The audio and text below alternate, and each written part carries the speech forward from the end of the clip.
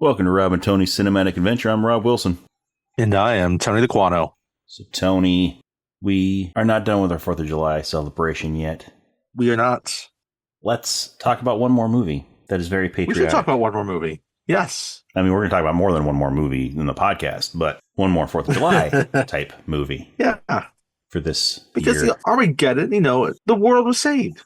Yeah. Bruce Willis blew up the asteroid. Yep. And saved the entire world. Yes. So that we could all enjoy some Aerosmith. Exactly. And, animal crackers. Yeah. Or at least Liv Tyler and Ben Affleck could enjoy some animal crackers. Yes. That's really why Bruce Willis did it, for the animal crackers. That's right. But that's a global type of thing, and it wasn't necessarily a celebration. In some ways, you could say there's a celebration of America in there, and there's plenty of explosions happening in that movie because it is a Michael Bay movie. Yes, right. But we could celebrate something else that is kind of tied into America, right? Yeah. Specifically American. Yep, and you can't really get much more American than talking about Captain America. Yes. So, what do you say we talk about Captain America, the First Avenger? I think that's most appropriate because, the only thing that's probably more appropriate than that is Mel Gibson running with a flag and then sticking a bayonet in Jason Isaac's neck. Yeah, but we talked about that last year. But we already talked about that movie. So, yeah, I think Captain America is a good way to go, especially since we also recently talked about Thor. Yep, we did. And this just gets us a little bit farther into the MCU movies to get to some of those ones that people really want to hear about. But we can't really talk about those because we haven't done the backstories yet. We have not, no.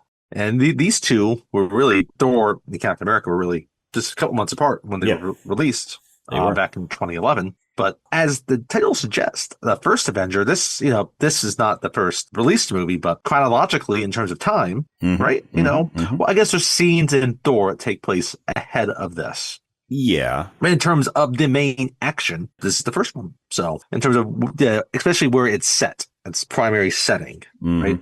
The other ones are primarily set in present day. And this one takes place in the 1940s, in which we get to kick some Nazi ass. Yes, it's always great when we can go back and kick some Nazi ass.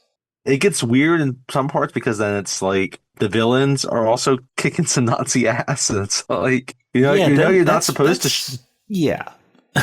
But you're not supposed to root for that guy because he's about to kill a bunch of innocent people. But they're giving a pass on the Nazis at least. Yeah. Yeah.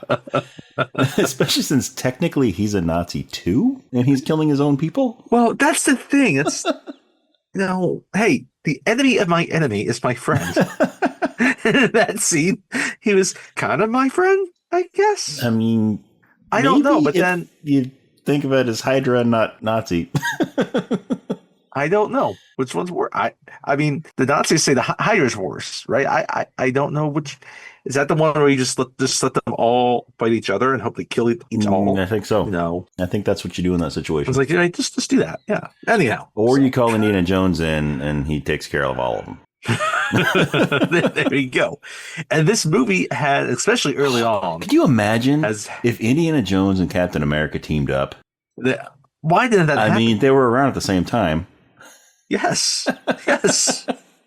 Harrison Ford would have been more than happy to help. I don't see the problem there. Yeah. And speaking of Indiana Jones, we'll wait for the actual, I don't want to say any spoilers, but we'll wait to the actual movie that we talk about for that section of the episode before we talk about certain references. But yes. But the movie itself does have, not just because of the Nazis. I guess maybe it's because there's the Nazis in there. You can tell it was definitely influenced by Indiana Jones. Yes. And they even kind of reference Hitler's, obsession with finding occult items. Yes. Right. Yes, they do.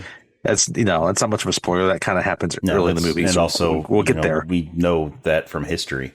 Yes. Well, and also talk about, you think about what the main villain is after. Yes. Himself. But he's not after himself, but he's after, certain objects or a particular object. A particular object. Because he wants, anyway, we'll get to that. Yeah. So Well, so this would have been the fifth movie in the MCU? Yes, it would be the fifth movie in the MCU because it was Iron Man and then Incredible Hulk, then Iron Man 2, then Thor, Iron Man 2, and then Captain America: The First Avenger. Okay, yep. And then following this movie was the first Avengers movie. Yes, it was the following summer. Mm-hmm, so this is kind of what starring Uma Thurman, Ray Fiennes, and Ray Fiennes.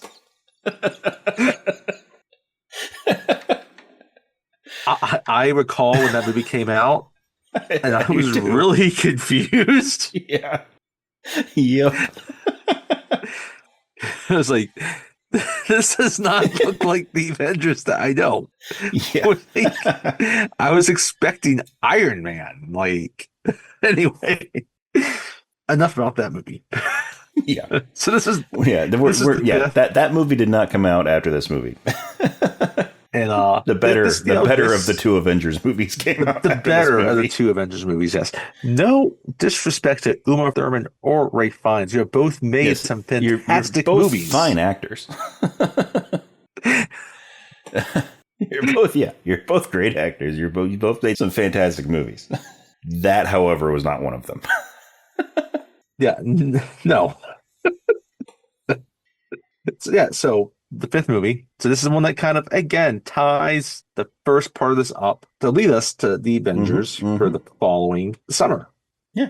And it's funny because after I watched this the other day for the podcast, right after it was done, I watched Avengers. There you go. The one about not a bad thing Marvel's The Avengers, not, Yes. not Uma Thurman and Ray Fiennes. I just had to bring up the one with Thurman and Ray Fiennes, and it's kind of funny. The poster itself makes it seem anyway. It's typical 90s action poster. Yep. Also, no offense, Sean Connery. He was also in. Oh yes, he was in that. The Avengers. Yeah. However, and no, as we kind of talked about this a few weeks ago with Thor, everything was, at this point, everyone knew we were building up to the Avengers next summer. Yep. And it's interesting. I was thinking about this looking back on it. Again, it was only 5 movies, and by the time we really hit this summer of 2011 with these 2 movies, Thor and Captain America, it was already said, we can't wait for the Avengers movie because we know what's happening now, right? Yeah. Even before these 2 movies came out. It's only after the first 3 movies, which was just Iron Man, a mediocre Incredible Hulk, and a mediocre sequel to Iron Man. But everyone was excited for the Avengers. Yeah. And I would put Incredible Hulk a little bit more than mediocre. Yeah, I'd even say the same maybe about Iron Man 2. Iron Man 2 has grown on me over the years. It has. And part of it's Mickey Rourke. I love Mickey Rourke does not care in that movie about he is going to do his thing. Yeah. And Incredible Hulk has his moments also. And at that point, they were still figuring out how they were going to be doing all this entire series. Now, I think Incredible Hulk would have been better had they brought Mark Ruffalo on instead of Ed Norton. I agree. Anyway. Not that Ed Norton did a bad job. It's just, I don't know. Ruffalo is a better Bruce Banner, I think. I would agree. But yeah, so it's, as I was wrapping up the movie at the end after I was watching the credits, I was just thinking, it's actually kind of a nice, almost, I don't know, it's not, I wouldn't say quaint, but but it's definitely more simple than kind of as the universe continued to expand. Yeah. And it got all these other, each movie would end up having multiple characters. Yeah. And then some of those, even maybe it would be a supporting character for one movie, would then cross over to another movie. And the web just got more complicated. Yeah. And I love the simplicity of this of phase 1. So do I. I love the simplicity of phase 1. And it's funny, when I first saw this movie in the theater. Yes. And I left it thinking, that was good. It was enjoyable. I really enjoyed that was that my movie, thought. Yeah, that was my exact thought when I first saw it. It's good. But I'm it's it's a good movie. I would watch it again. It's not bad by any stretch. It's very enjoyable and but not really anything super special, right? Right. Over the years, still had me wanting to see the Avengers. Yeah. Right. Over the years, this movie's actually become one of my favorite MCU movies. Okay. And I find myself, it's probably the one, this along with Winter Soldier, this one maybe a little bit more than that one, is pretty much the one that I've rewatched the most out of all the MCU movies. I just find myself, I keep on going back to it. I think this is probably about my fourth time watching it, so I haven't rewatched it a lot. I think I still just enjoy it. Again, I'm still at the point it's good, but it's still probably towards the top for me. I would need to rewatch Winter Soldier again because like I think after the couple of viewings of Winter Soldier, I would say in terms of the Captain America movies, I would put Winter Soldier over First Avenger. Yes, so would I. As far as like my favorites of I would put Winter Soldier over this one. But there's a sequel that doesn't get enough love there too for me. And again, and part of it is because it just works on a very simple level. The story works. I mean, right? It's a good World War II story. It's like you said, it's one of the most simple of storylines of any of the MCU movies. Yeah. Like, I mean, the second half of the movie is a lot of just kind of like, you get like kind of a lot of montages, a lot of like missions and rescues. Mm-hmm. Like the second half of the movie is not super plot heavy. No. As opposed to the first half where there's a lot of exposition and setup and kind of setting the stage for kind of the final act later in the movie. Which makes perfect sense because, I mean, it's a Captain America origin story. So you have to have the origin there. You have to have the origin. And you can't just have the origin of Captain America. You got to have the origin of the villains too. Yes. And I think one of the things that works really well for this is something we kind of talked about with Armageddon a little bit, and even like Men in Black, is how well like the supporting cast is like cast. Yes, right? yes. Particularly like Tommy Lee Jones and Stanley Tucci. I love Stanley Tucci in this movie. It's such a different role for him. It's like, and he took it immediately because he always wanted to perform a German accent in the movie. Yeah. I mean, Stanley Tucci is such a delightful actor in the first place.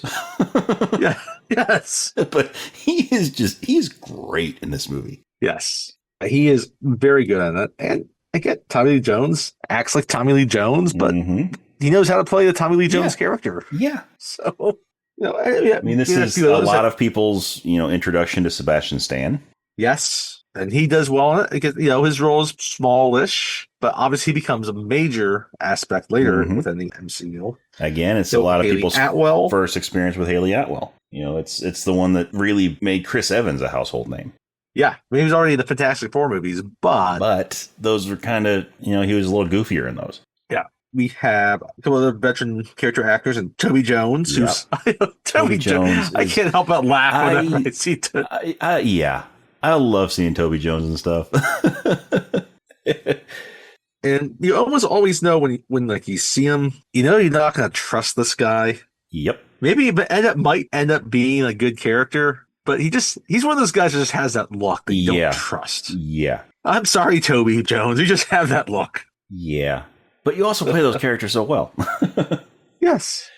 We got Neil McDonough, who it's always good seeing him and stuff, too. He's always good seeing him, and he's got some fantastic facial hair in this movie. Yes, he does.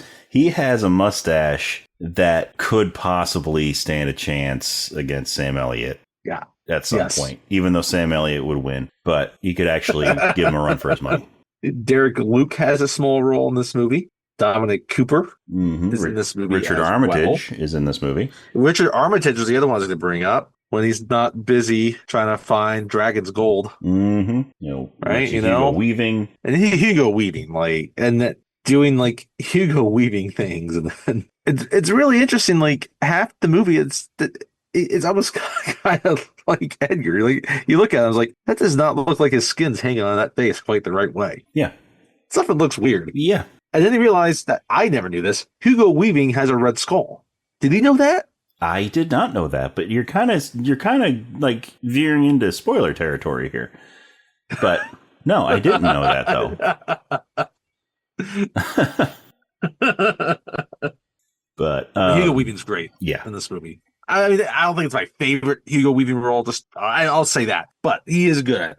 Yes. And I mean, he's Hugo Weaving. He's good in anything that he's in. But again, not my favorite Hugo Weaving role, although he is great in it. And it's not my favorite of the Marvel villains. Also. Same here. So again, it's some of the early criticisms, like some of the villains could be a little bit weak. I would say I think, again, not bad villains, just okay. But right, the serviceable villains. But if you remember that first Comic-Con we went to together, Heroes Con in Charlotte, we were, when we were helping Sonny with his table, we had the exhibitor badges that they gave us, and they had Red Skull on them. They did. I recall that. I do remember. I still have mine somewhere. I have It's in mine a box somewhere. probably. But, That was fun. That was fun. So while we are discussing the cast, there's a game that we have not played in a while. Who's Who of Doctor Who? Who's Who of Doctor Who. We have another round of Who's Who of Doctor Who in this movie. Wow. Yeah. All right.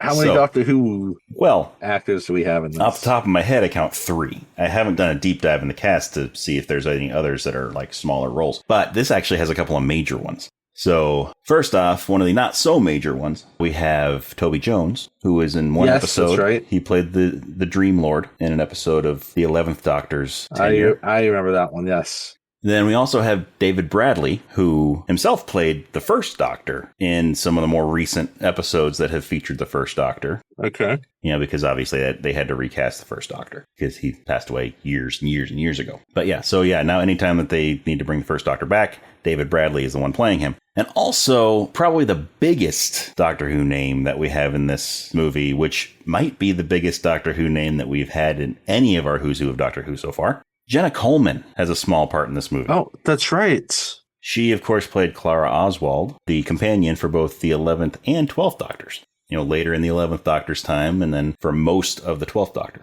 Okay. I was just looking through some of the actors that auditioned for Captain America. John Krasinski, Channing Tatum, Chase Crawford, Ron Phillippe, Garrett Hedlund, Michael Cassidy, Patrick Fluger, Scott Porter, Wilson Bethel, Mike Vogel, Dane Cook, Ryan McPartlin, Ethan Peck, Zachary Levy, Glenn Powell, Jensen Ackles, Riot Russell, and Chris Pratt. Worked out for Chris Pratt. It did. And also Wyatt Russell now. Yes. With some more recent MCU events. It's kind of like, we'll eventually do Guardians, but Chris Pratt found the perfect role for himself. Yes, he did. So, yeah, nice cast. And, again, just at the time before everything got franchised and you could still look forward to new, exciting things. But, yeah, so it's, again, enjoyable movie. And maybe we mentioned Joe Johnston directed this, who directed something we did last year, Honey, I Shrunk the Kids. And another one of my favorite movies, because it's been forever since I've seen it. I like to say I have fond memories of this movie, even though it's been probably over 30 years since I've seen it. The Rocketeer. Yes, same here. I have fond memories of that movie too, but it's been, over 30 years since I've seen it. We might need to do that movie on this podcast sometime. But just so that we can definitely see revisit some similarities there, because that's a similar time period of what happens here. And so you can kind of see the influence there between the two also. But I don't know if I have much else I need to add before we dive into it. Well, then let's get into it. Spoiler alert, we're going to be talking about this entire movie, beginning, middle, and ends. If you have not seen it and you don't want to be spoiled, pause the podcast, watch the movie, and come back and listen. If you have seen it or you just don't mind being spoiled, keep on listening. But we are going to be spoiling all the juicy bits of this movie. All of the Red Skull, Hugo Weaving with red face bits. And there's a lot of juicy bits in this movie. There are a lot of juicy bits in this movie. There's a lot of things popping like zits. So, yeah. If you remember that, you go back and shot by one of those energy weapons. They just, juice. We could go back to Cowboys and Aliens if we want to talk about other things popping like zits. Yep. So. Yeah. But we talked about this movie taking place in the 1940s during the Second World War. But it's not where we start. No, that's not where we start. Where we start is present day. Yeah. And we're not actually present day in space. Well, actually, I guess last time we started present day, not present day, we started in space at the time of the dinosaurs. Yeah. And then we did space. Which I think was the farthest back we've ever gone in space open. Yeah. Exactly. But no, this one does not start in space. It starts on Earth. It starts on Earth in the Arctic. In the Arctic. On a glacier. In the middle of the night in the Arctic on a glacier. Right. And it looks like it's just also, it's hard to tell if it's in the dead of winter or not because it's the Arctic. Yeah, it's the Arctic. At night. But it's cold. And you got different lights approaching, right? But with, what goes on at the end of the movie, I would think that it probably wouldn't be in the winter. Yes. Yeah. Later when they show areas that aren't the Arctic. That's a good clue to hook in there. Yes. This movie will be bookended. Mm-hmm. Spoiler alert. Yeah, it will be bookended with present day, but not much of a spoiler, to be honest. Yeah. But so we see these lights kind of going through the snow, kind of approaching us at the camera. Yeah. And then we see Scatman Crothers get out of a snowcat and walk toward a hotel. Anybody here? Hello? Now we get these people that seem like government agents, and they bring out this big laser, and it shoots down into the ice, and it like spins, and it makes a hole. Yeah. Mm-hmm. And then they rappel down into the hole, and they're like in this ice cave, from what it looks like, but it's not a cave. It's not a cave. There is because there's metal and whatnot. You're like, how's metal here? And then there's this dog that starts running around at the top, above at the hole, and it bites one of them. Mm-hmm. Mm-hmm. And we find out that's Kurt Russell. Yep. Oh, it's the thing. Yeah, that's not even. That's actually not even the thing. It's kind of like the thing. It's not exactly the thing. kind of like the thing, but yeah, it's not. Yeah. And that was the Antarctic. That was the Antarctic. Yeah, that was the Antarctic, not the Arctic. There are no penguins in this movie. No, there's no penguins. No Sorry, penguins folks. in this movie. Penguins are just in the Antarctic. Yeah. And zoos. And yes. I mean, other parts of the southern hemisphere, like southern Argentina, places like that, but still nowhere near the Arctic. Yeah. Anyway, continue. Anyway, so they seem to be walking inside this big man-made structure under the ice. Yes. It's not clear what exactly is yet. In general, these things typically don't end well for the people in these situations. Mm-hmm. If you've ever seen Alien. The camera pans around and there's this big window. So, okay, maybe we're in like some sort of airplane. Yeah. Mm-hmm. And, they're looking around, and one of them shines his flashlight down on a hunk of ice.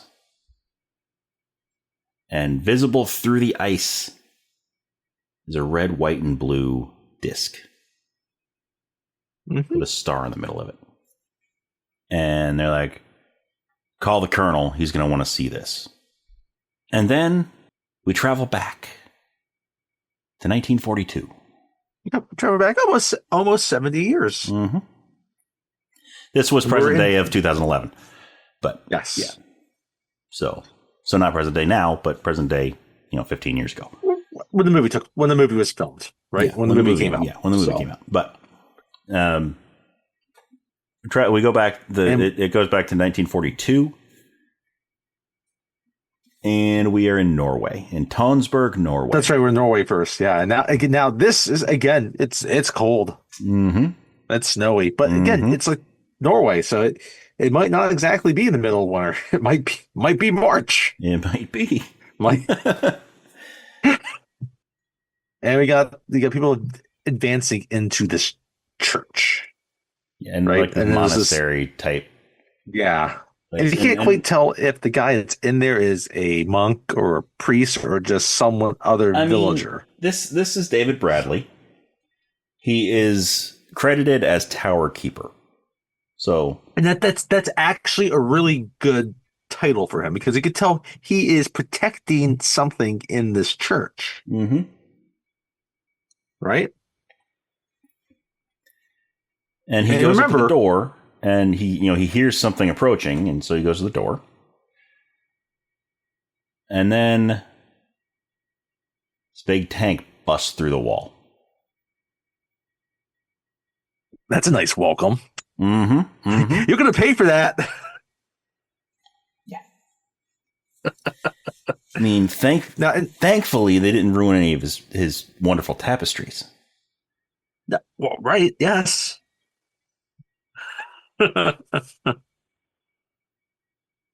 So then this Scottish lord walks in.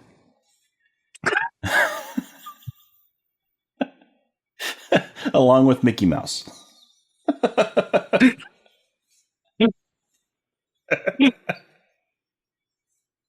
We did say this movie took inspiration from Indiana Jones.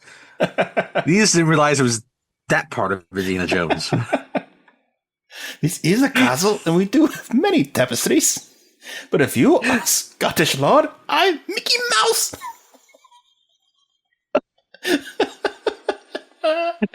Why Mickey Mouse? I don't know. Why is that the first thing that came to his head? I don't know.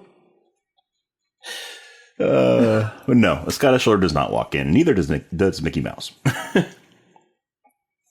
Hugo Weaving does walk. Yes, Hugo Weaving walks in.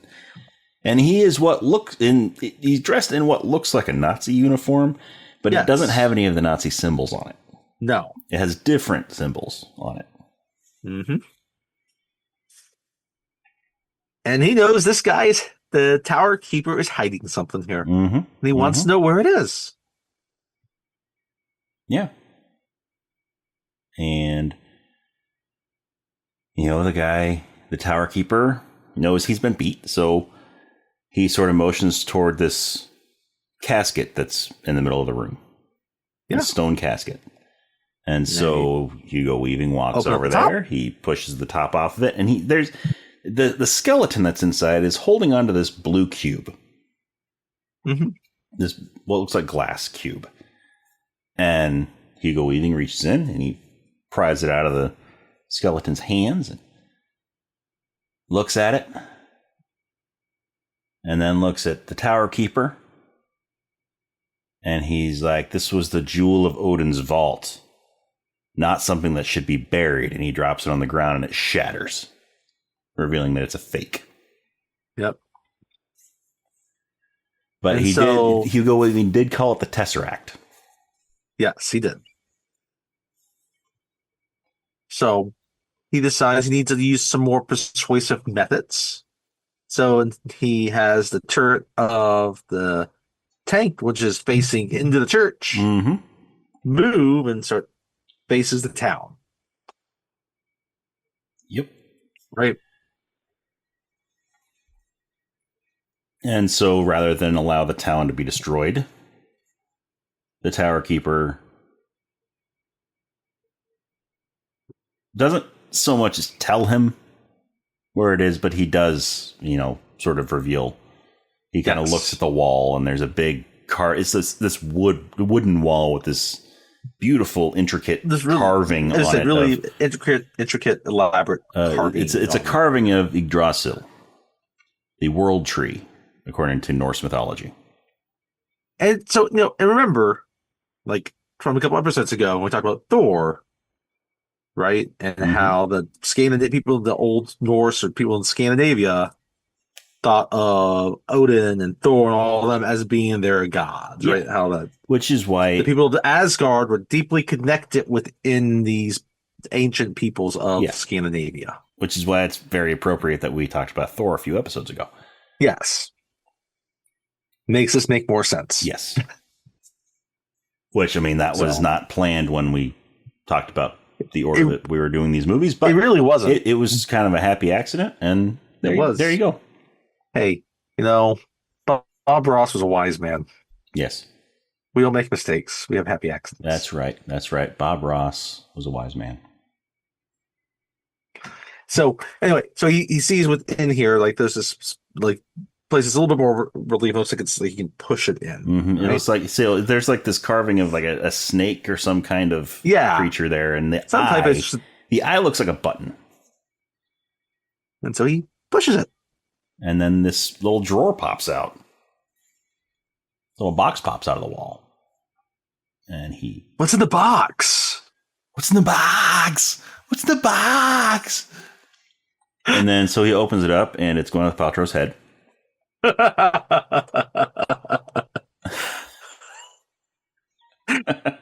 We already covered 7, so if you haven't listened to that episode, that's a spoiler for you. Sorry.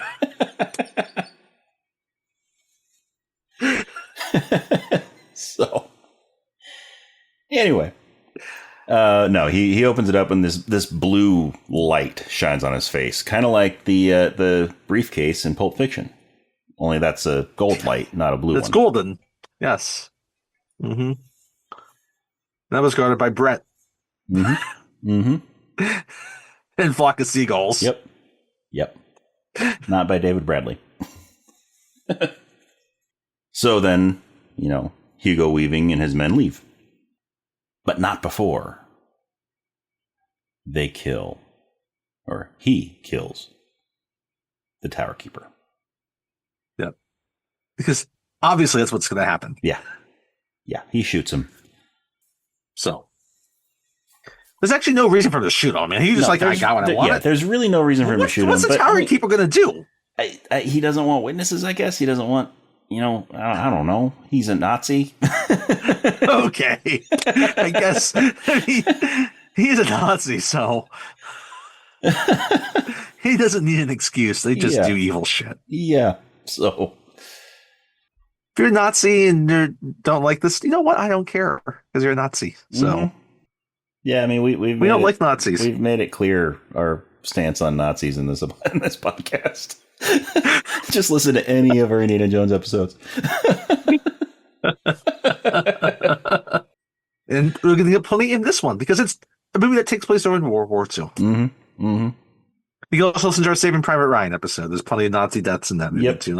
Okay. Yep. Oh, Buffett got a grenade dropped in it. Sorry.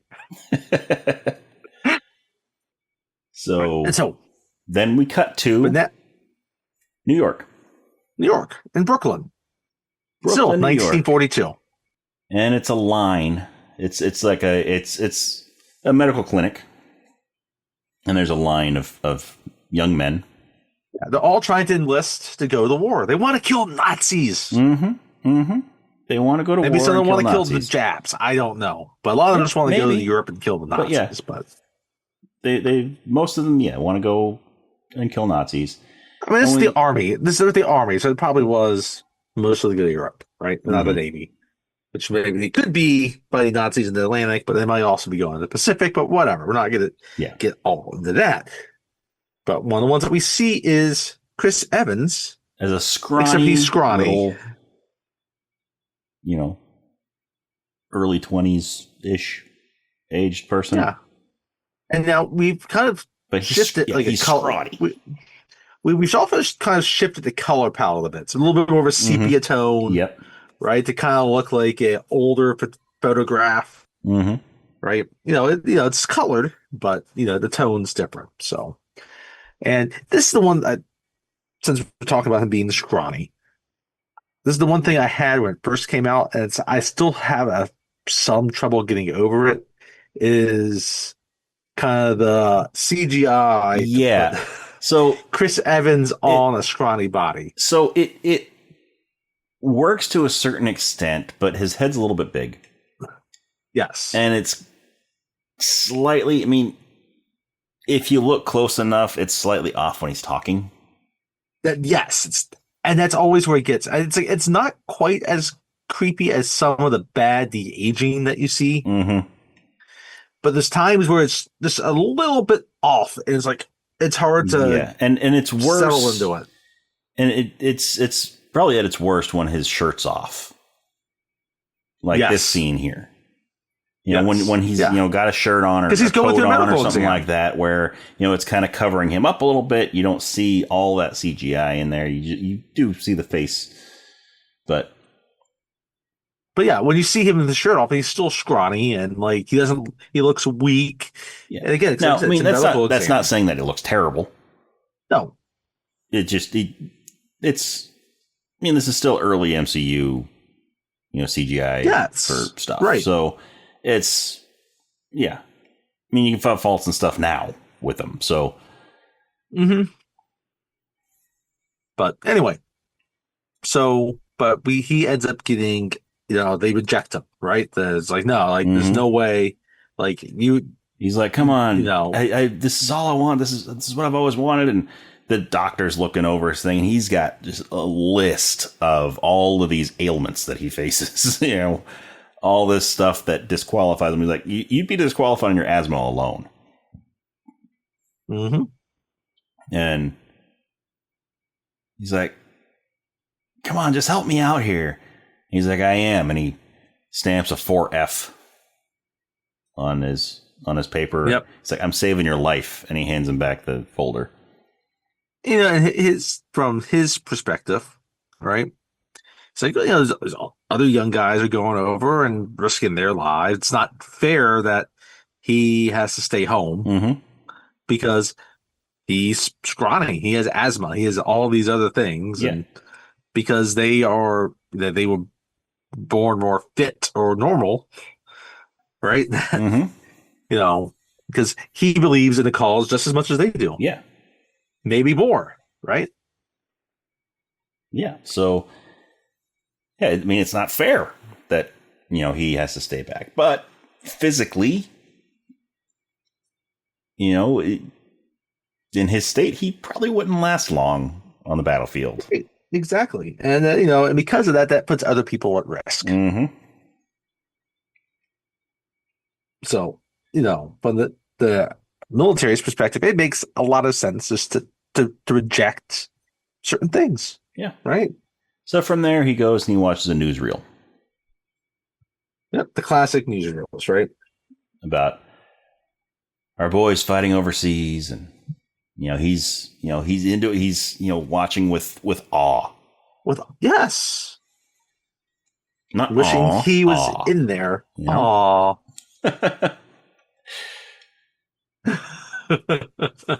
There's no moments like that in this movie. Mm-mm.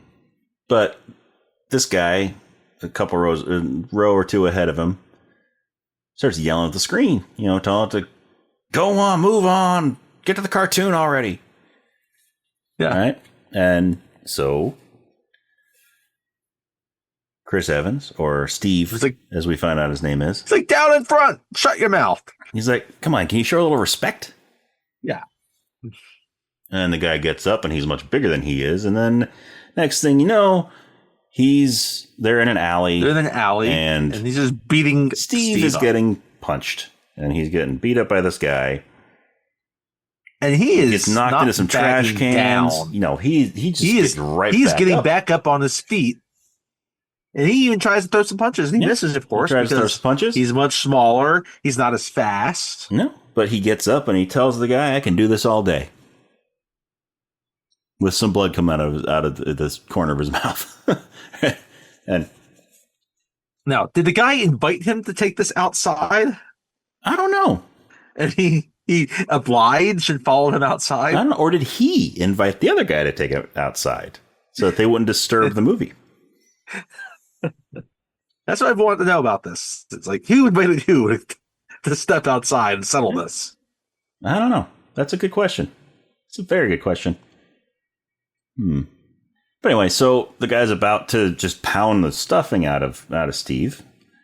And coming in from the other end of the alley, we have Sebastian Stan in an army uniform. Mm-hmm. And he grabs the guy, tells him to pick on someone his own size, and then punches him. And then, turns around, kicks him in the butt, and sends him on his way. Then he walks over, helps Steve up to his feet. And we find out they're best friends. Yes, we find out they have been best friends their whole lives. Steve and Bucky. James Bartholomew Barnes. And Steve finds out that Bucky just got his orders for his enlistment of where he will be going overseas. And he is proud of his friends. Yes, but he's also a little sad that he can't do it himself. Yes. Still. So part of why Steve wanted to join the military is because his father was in the army.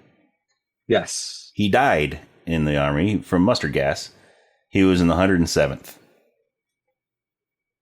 And so Bucky tells Steve that, he's in the 107th. Steve's father's division. Yep. His regiment. And so it just increases that in him. Mm-hmm. By the way, Bucky is his nickname, by the way. It's James Buchanan Yes, Barnes. James Buchanan, not James Bartholomew. James Buchanan Barnes, yes. Yes, but right. He goes by Bucky. So. I don't know why I keep on thinking Bartholomew. I know it's Buchanan, but I don't know. It's just one of those things. James Buchanan, they were a terrible president.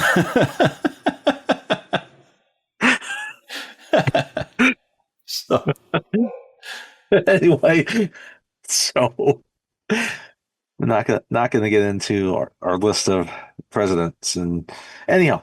So, but no, but Bucky's like, oh well, no, let's come out tonight. They're having like a I guess kind of like the World's it's kind of a World's Fair kind of thing. Expo. It's the Stark Expo. Stark Expo. Stark Expo. Right, yeah, but and it's like got a the World's big Fair globe, kind of thing. similar to what we actually saw just last week, 2 weeks ago, in Men in Black, right? Yeah, and he's like, hey, I got us some dates. Yeah, and now this is kind of cool. So we kind of go from the sepia tone, and they've actually brightened this up a bit to kind of look more futuristic, right? Yeah. And it's funny when you look at like they got monorails going through this, and it almost kind of looks like a late 50s, early 60s thought of kind of potential futuristic stuff. Yeah. But yeah, there's a couple dates for both of them. And they are going to attending one of Stark's presentations. Yeah, so their dates are, Bucky's date is Connie, played by Jenna Coleman. Mm-hmm. And the girl that he brings along for Steve is Bonnie, played by Sophie Colquhoun. Okay. And I'm sorry if I just butchered your name. Sorry, Sophie. But anyway, so Steve doesn't seem to be super interested. Yep. Because he's still upset. He's still upset that he didn't get in. And it was also revealed that we didn't mention that Bucky had mentioned to Steve, he's like, "You're trying again, huh? Where are you from this time?" That's right, yeah. And like, oh. And then he looks at his Paramus? Oh, Paramus. It's Paramus. Yeah. That's right. Yeah. So, but yeah. So Steve sees that, again, there's recruiters there. Right? He's going to try again. Even though he just failed earlier in the day. Yeah. So while Bucky is trying to pay closer attention to Connie and even Bonnie, obviously, to a certain extent, because Steve's not showing her any attention. They go, they see, Connie sees that Howard Stark is doing a presentation. Yes. And so, she drags Bucky over there, and Bucky tries to get Steve to go too, but he's sort of hanging back. And they go up, and we see Howard Stark, Tony Stark's father. Mm-hmm. And he is doing a demonstration of a flying car. Mm-hmm. He's replaced the wheels with these anti-gravitic motors, and he's in just a few short years. You'll no longer have to drive your car down the road. Where we're going, we don't need roads. We don't need roads. And so he, has his assistants knock the supports out from under the car, and the car starts floating. And then sparks start flying, and the car drops onto the stage. He's like, I did say a couple of years. And then everybody laughs. And meanwhile, Steve, like you said, there's an Army recruiting office at the fair, at the expo. So Steve has made his way over there. And he has submitted another application. And, well, when he walks in there, there's this, Stanley Tucci comes walking out from behind a curtain. We can sort of see him in the distance, and he's talking to one of the officers there. Yep. He's just talking to an officer, kind of observing what's happening. And he looks over and sees Steve standing there. He sees he's obviously this scrawny little dude. And you can tell the wheels are starting to turn in his head. Why is right? Yep. And so he's gonna kind of follow from a little bit of a distance. A little bit of a distance. He doesn't approach Steve or anything like that just yet. But so Steve gets taken into he's behind a curtain. told to, strip down so he can be examined and all that. And so, he's standing there, and, the person that took him in there takes his paperwork and goes out, says they'll be right back. And then he sees this sign on the wall that says falsifying recruiting documents. And when Bucky told him, that's illegal. Bucky told him, that's illegal earlier, back in the alley. And so things start getting kind of suspicious for him. And so he's thinking that maybe, because the person kind of left right away. Yep. And so he's like, okay, they're going to go get somebody to arrest me. So he goes to starts putting his shirt back on, and then an MP walks in and just stands there. And he gets that, oh shit, look on his face. And then Stanley Tucci comes walking in. He's holding his file. And he's like, and he's speaking with a German accent. And he's like, so you want to kill some Nazis? And he's like, I don't want to kill anybody. He's like, well, then why do you want to go to war? It's like, because I don't like bullies. And Stanley Tucci, Dr. Erskine. Yep. Stands there and thinks for a minute. He's like, all these people are all out. They're all counting on the big guy. They're all looking at the big guy to solve all their problems. Maybe it's about time we start looking toward the little guy. And so he's looks down at his paperwork. He's like, so where is the little guy from? Actually. And he tells him Brooklyn. Yep. And he looks through, he says these different, he has these files that he was able to find the files before he used, right? And as he said, finally says, from Brooklyn. And so they talk a little bit more. And by the end of the conversation, Stanley Tucci stamps his enlistment form with a 1A. The 1A. He hands it to Steve, and Steve sees that 1A, and he realizes that he was accepted. And so he is ready to go off to basic training. Yep. He is sent to Camp Lehigh in New Jersey. And right away, some of his other, enlistees there notice them as a small one. So it's kind of obvious. So even before the drill instructor gets talking with them, they're some of them are already ripping him about this. Yep. But he's taking it like a champ.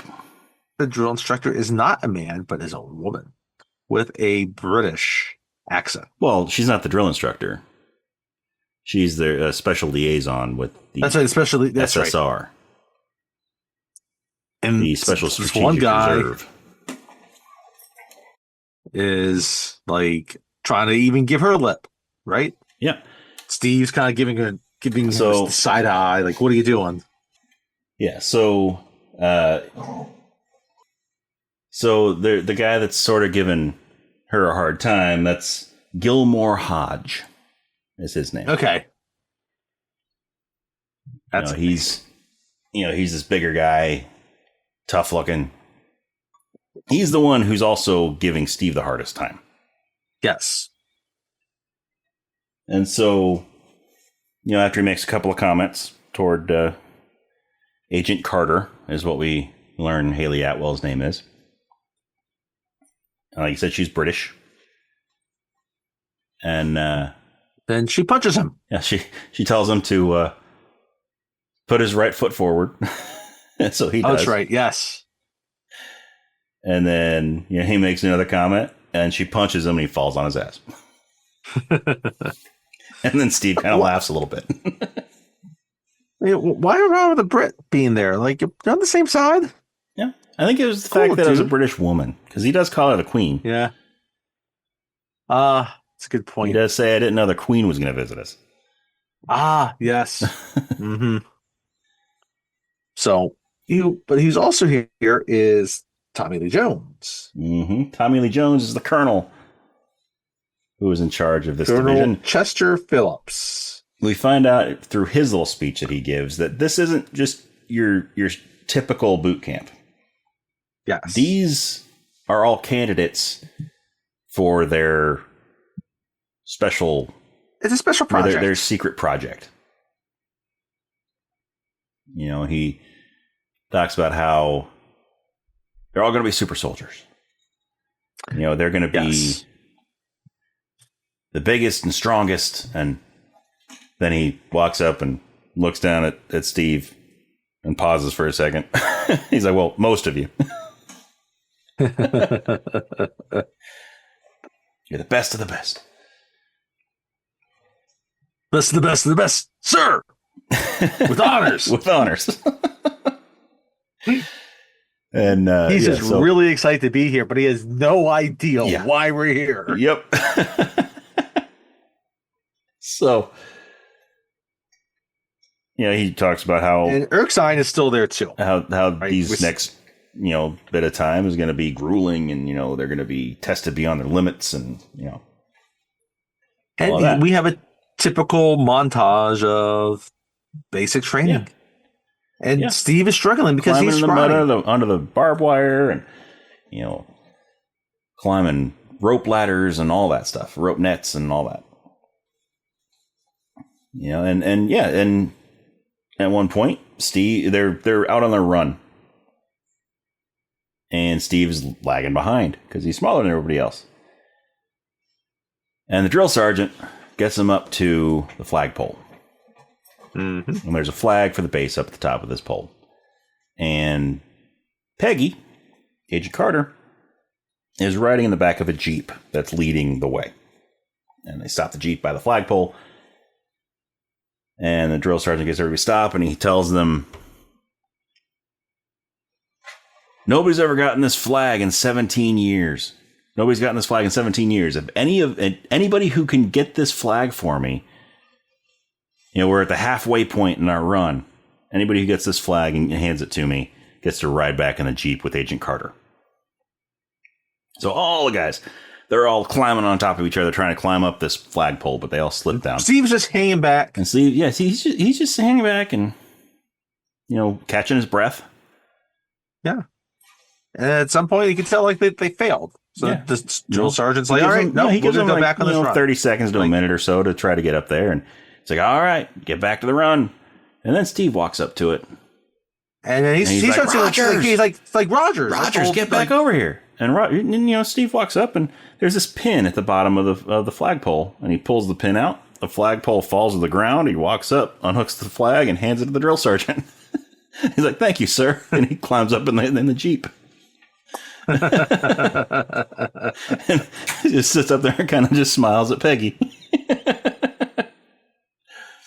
Yep. Nice little scene. Mm-hmm. So he's smart too. Yep. Right.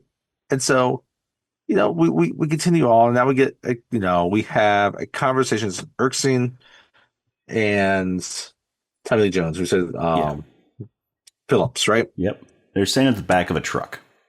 And Phillips is like, I get he might have heart, but let's see if it really matters when it does, right? And he reaches into a box, a crate that's in the back of the truck, pulls out a grenade. And they're all doing jumping jacks, and basic exercises. Grabs a grenade from the crate, pulls the pin, yells out grenade, and tosses it into the middle group. Everyone just starts running and diving out. Everybody's running out of the way. One person. Steve, rather than running the other way, he dives on top of that grenade and uses his little body to try to cover it as much as possible. And he's yelling out to everybody, get back, go. And nothing happens. It's a dud. It's a dud. It's a dummy grenade. Dummy grenade. Yeah, it's not an actual dud because it's not supposed to go off in the first place. And so he looks up and he's like, is this a test? And Tommy Lee Jones and his just perfect kind of scowl. I love it. I love his reaction here. Like, he's still small.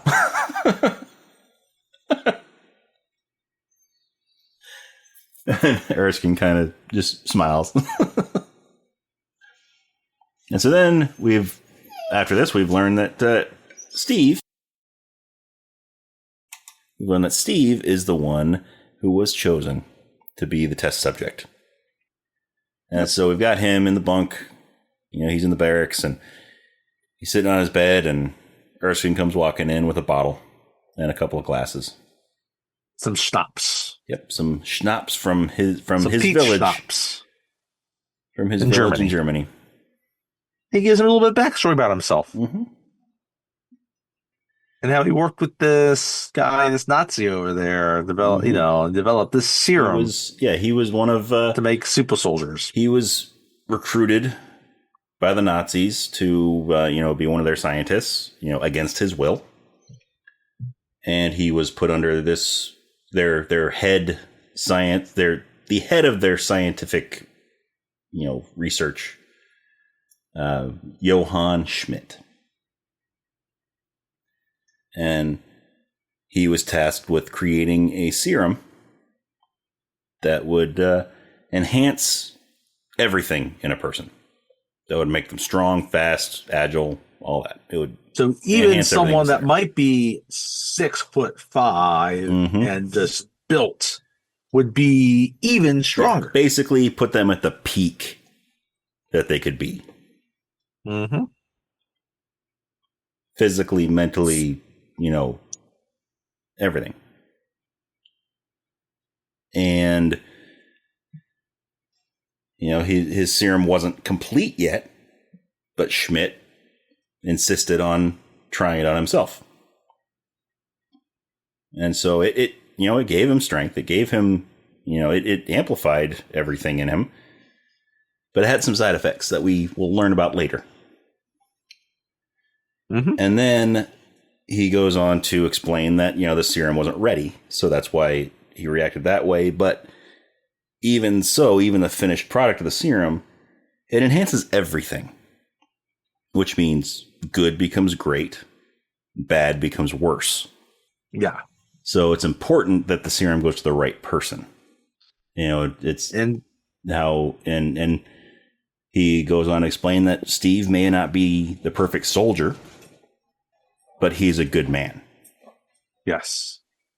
So Steve is going to agree to take this serum and to increase himself. Mm-hmm. Even though he knows it could go horribly wrong somehow. Yeah, he knows it could go horribly wrong, but he also promises, because Erskine explains it where somebody who's been big and strong their whole lives, who's never experienced hardship, who's never experienced challenge, if they're given the serum and they're made even bigger and stronger, then they're not going to appreciate it. They're not going to. They won't. Exactly. They're not going to take care of the little guy. No. But someone who was the little guy, was weak, someone who started out weak, and they get strong, they're going to know what it was like before all that. And so they're going to have a better head on their shoulders. Yeah. They will want to protect. So he makes Steve promise that no matter what happens in these tests tomorrow, in this procedure tomorrow, that he will never forget where he came from. And that he will always be that good man. And Steve promises this. Mm-hmm. And so they decide they're going to toast. Yes. So Erskine pours, some of the schnapps into a couple of glasses, hands one to Steve. And so Steve raises the glass. He's like, to the little guy. Oh, that's right. There's a little guy. And they cling the glasses. And then when they're about to take a sip, he's like, Erskine's like, oh, wait, what am I doing? You have a procedure tomorrow. No liquids. Or no fluids. And then, so Steve is like, okay, well, we'll drink it after then. He's like, what? What are you talking about? I don't have a procedure tomorrow. I drink it now. And he drinks it. He pours Steve's into his glass and he He takes a sip. That's why I like Eric's side. Like, hey, he's a noble person, but you know what? No, he's not letting those schnapps go to waste. That's right. So, meanwhile, we need to go back to Europe. Mm-hmm. Right? We need to go follow along with what's going on with our friend Hugo Weaving. Right? Or as we have now learned, Johann Schmidt. Yep. And he is talking with one of his scientists, right? Played by Toby Jones. Toby Jones. Arnim Zola. Yes. He is like a biochemist. From Austria. And Schmidt's just talking. He is kind of giving his kind of side of this serum and his overall philosophy about how the human races should be evolving. Has he found the ability to evolve past their even peak strength of what they have achieved at this point? Right? Because he is proud that he has found this Tesseract. Yep. And now he has had Arnim Zola working on a way to incorporate the energy output from the Tesseract into weapons. A weapon. And he's like, we have found something true here. Like Hitler, no, he's going around looking for these things, these artifacts. We that's actually just PR. That's one of the things that we forgot to mention earlier when he found the Tesseract in the first place, because he opened the box and he comments out, and the Fuhrer digs for trinkets in the desert. That's right. That's when. Yes, that's what. And that is the big. That's the big Raiders of the Lost Ark reference there. I was thinking that happened at this scene. That's right. That happens back. That was back then in Norway. Yeah. Because that's the big Raiders of the Lost Ark reference there, which could mean possibly that they're the same universe. Indiana Jones and the MCU could be the same universe, which means this is not the scene yet. We could possibly have an Indiana Jones and Captain America team up where they're both punching Nazis. And then Thor comes in and he just delivers the hammering blow to just end it all. That's we will go. I won't reference that other movie quite yet, but right. But as they're talking about these things and talking about the weapon, these weapons that Zola is crafting, they talk about how they reference that there will be this demonstration, and they want to make sure they have that they have a guy ready. Mm-hmm. And so they, hook everything up, and Zola turns it on, and they find out that it works. Yep. That he was able to harness this energy. So I guess it's at that point then when we cut back to Brooklyn. Mm-hmm. Brooklyn the following day. Yep. And Rogers are driving him to this lab where they're going to administer the serum and see what happens. So he's riding in the back of the car with Peggy, and they're talking. Yep. And he's just talking about, I got beat up in that alley down there. Yeah, he's like, hey, I got beat up in that alley over there. And that one. And that one. And then she's like, do you enjoy getting beat up? He's like, not particularly.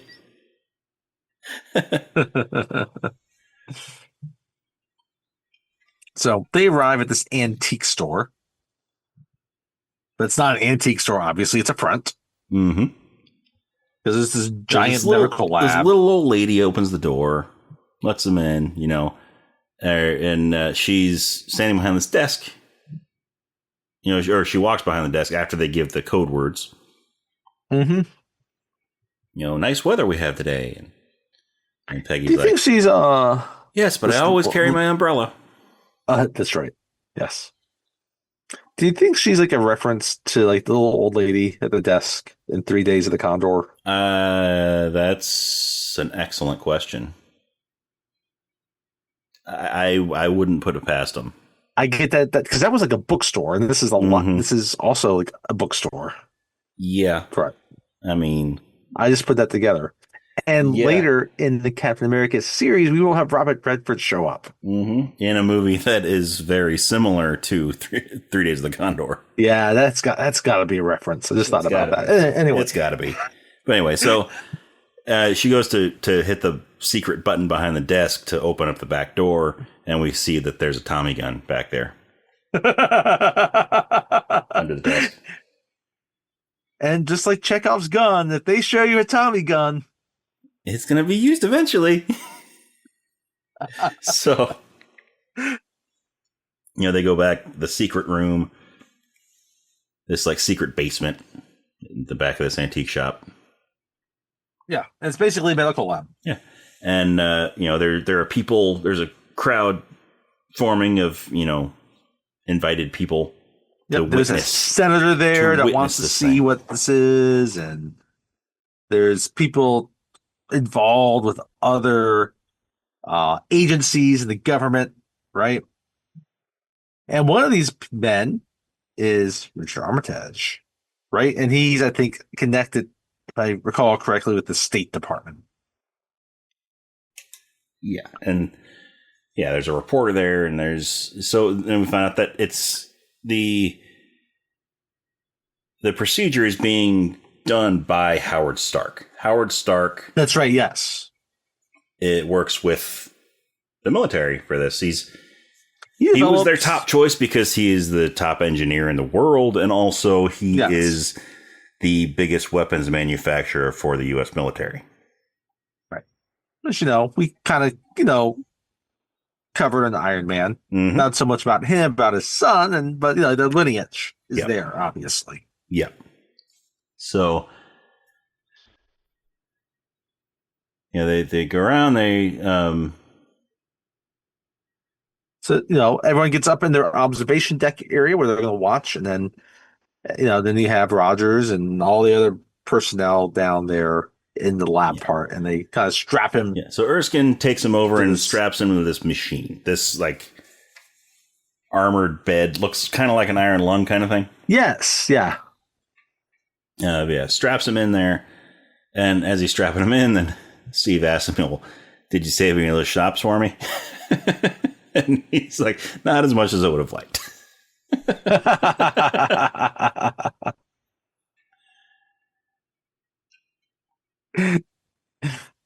So, they get him strapped in there, and then they put these vials of this blue liquid in these little slots.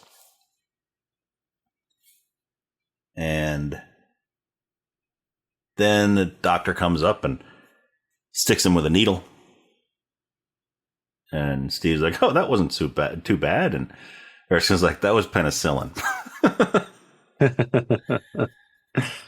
And Howard starts explaining what they're going to do. They're going to inject this. I guess Erskine is explaining what they're going to do. Mm-hmm. They're going to inject him. They're going to this blue liquid is the serum, so they're going to inject the serum into all of his major muscle groups. And then once that goes in, once he's injected with that, then they're going to bombard his body with Vita rays for growth. So, he signals to Howard, and Howard starts the process. We see this blue liquid just drain out of these tubes. Mm-hmm. And we see, Steve just suddenly, his eyes jerk open. Mm-hmm. Yeah. And then once the injection is done, Howard flips a couple more switches, and this bed that he's on sort of raises up to a standing position and closes in around him. And then Dr. Erskine goes up, and he sort of knocks on it, and he asks if Steve's doing okay. He's like, "You doing okay in there?" And Steve's like, "I guess it's too late to use the bathroom, isn't it?" And so they proceed. Yeah. so they proceed, and Howard starts dialing up the Vita rays, and it starts getting bright in this. Yeah, I mean, in this container he's in. Yeah, and it's looking bad. Like, it looks like it's just bright. He's like going up like 20%, 30%, 40%. He gets up to about 70%, and then Steve just starts screaming in pain. And everyone gets scared, right? They're getting ready to abort. They get scared. They're like, shut it down. Shut it down now. And screams. And Howard's Steve about screams. to. He's about to shut it down. Howard's about to shut it down. And then Steve's like, no, it's okay. Keep going. I can take it. And, that's the consent they needed. To keep torturing him. So don't know what's going to happen when we open this up. So Howard cranks it up to 100. And finishes. It. And then, the lights shut out. The lights dim, and the lights inside the container shut off, and it opens up. And he's no longer a little scrawny guy. Now he's a big... He is buff Chris Evans. Yeah. Even more than his Human Torch Chris Evans. Mm-hmm. And so, everyone's like surprised. Like, everyone's like, it worked. It worked. And his pants are incredibly tight because they're still the same pants he was wearing when he was little. Yeah. So they're like halfway up his calves now. It's not quite the same way as a Hulk that, theoretically it should burst open and his mini Hulk just flopping in the wind. Thankfully, they don't do that. Thankfully, Hulk has magic pants. I do love how in The Incredible Hulk they make a point of, they talk about that. He's always wearing stretchy pants.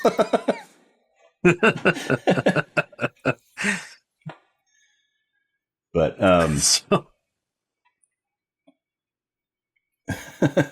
anyway, so he they get him down out of the machine, and Peggy comes running up to him, to make sure he's okay. And so here's something funny. So her first reaction to him was, she sort of reaches out to touch his pecs, and then real quick pulls her hand back. That was an involuntary action on Haley Atwell's part. I didn't know that. So that was the first time that she, I guess that was the first day that they were filming together with Chris Evans with his shirt off. Gotcha. And, she saw it and she just inadvertently reached out to try to touch him. And they ended up using that take. That's funny. That is funny. And so, after the whole thing, there's one vial left of this serum. Mm-hmm. I guess they kept one so that everyone's kind of milling around now. Yeah, so I guess there was one left so that they could, if it worked, they could mass produce it or something. Yep. But so everybody's like coming around taking pictures and all this, and they're all excited. The senator comes over and talks to Tommy Lee Jones. He's like, we're about to win this war. The whole army of these. One guy's not really talking. Yeah. That reporter from earlier, when he got up off of his, out of his chair, he left his cigarette case sitting on the chair. And something is up with that cigarette case because the camera lingered. And if the camera lingers on something, it's probably important. So this journalist, this reporter, pulls out a cigarette lighter and he flicks it, and that cigarette case explodes. And the place goes crazy. And in all the hullabaloo, he runs over, grabs that last vial of the serum, and pulls out a gun and shoots Dr. Erskine. How dare he? And then runs away. And as he's running up the stairs, Peggy pulls a gun and shoots him in the shoulder, but he keeps running. Mm-hmm.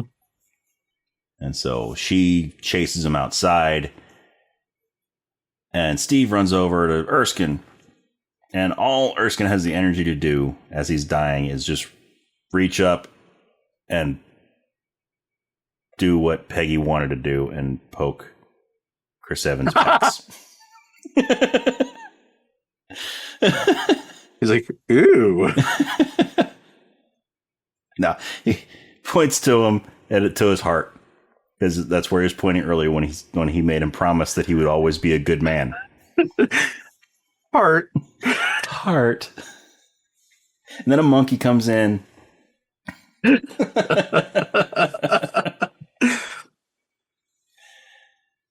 No. And earth, water, fire, air monkey. Come out, and they all with our powers combined. Thank God. No, thankfully this is Captain America, not Captain Planet. Yeah.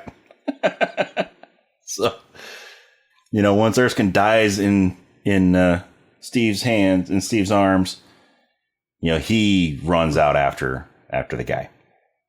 Right. And so the guy, who's clearly not a journalist. Clearly not a journalist. He runs out and gets into a getaway. Well, he runs up, and when he gets to the top of the stairs, the little old lady meets him in the antique shop, and this time she's holding that Tommy gun. And he shoots her before she can shoot him, and as she's dying, she's pulling the trigger and just shooting all over the place. I feel so bad. They killed the old lady in this movie. Yes, me too. There's two people that die in this scene. One's Stanley Tucci, and the other's an old lady. Like, what are we doing here? Yeah. It's so many other better options to kill off. Yep. But nope, he just shoots an little old lady point blank. And then he gets in the getaway car. And then, he grabs her Tommy gun and gets in the getaway car. And then, the getaway car is driving away. Peggy runs out in the middle of the road, pulls a little Walter PPK. Yeah. And they're like way far down there. And she fires one time, shoots the driver in the back of the head. And that car crashes. So the guy gets out and he steals a taxi. Yep. And as this is happening, Steve has got to street level. Mm-hmm.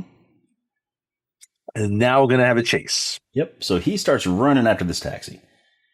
And he's still getting used to his magic legs. All right. So many magic legs. Like Vincent D'Onofrio was using magic legs. Got in black a couple weeks ago. So he's running, and he turns a corner. Got no legs, Edgar. So he turns a corner, and he's not used to running so fast.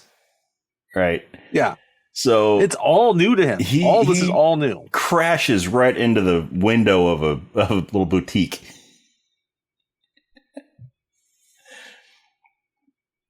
And he gets back out and he starts running again. And but by this time Peggy has come around the corner and she's trying to shoot at the taxi, but she's missing the guy. She's missing the guy who's driving it, which she made that shot before. I don't know why she couldn't have shot this guy. She was closer, and he was driving toward her. Yeah. Yeah. Yeah, I don't know. But anyway, Steve ends up running on top of some cars and jumps on top of this taxi. And he's just holding on while the guy's weaving in and out of traffic. What are people thinking as they're watching this? That's a good question.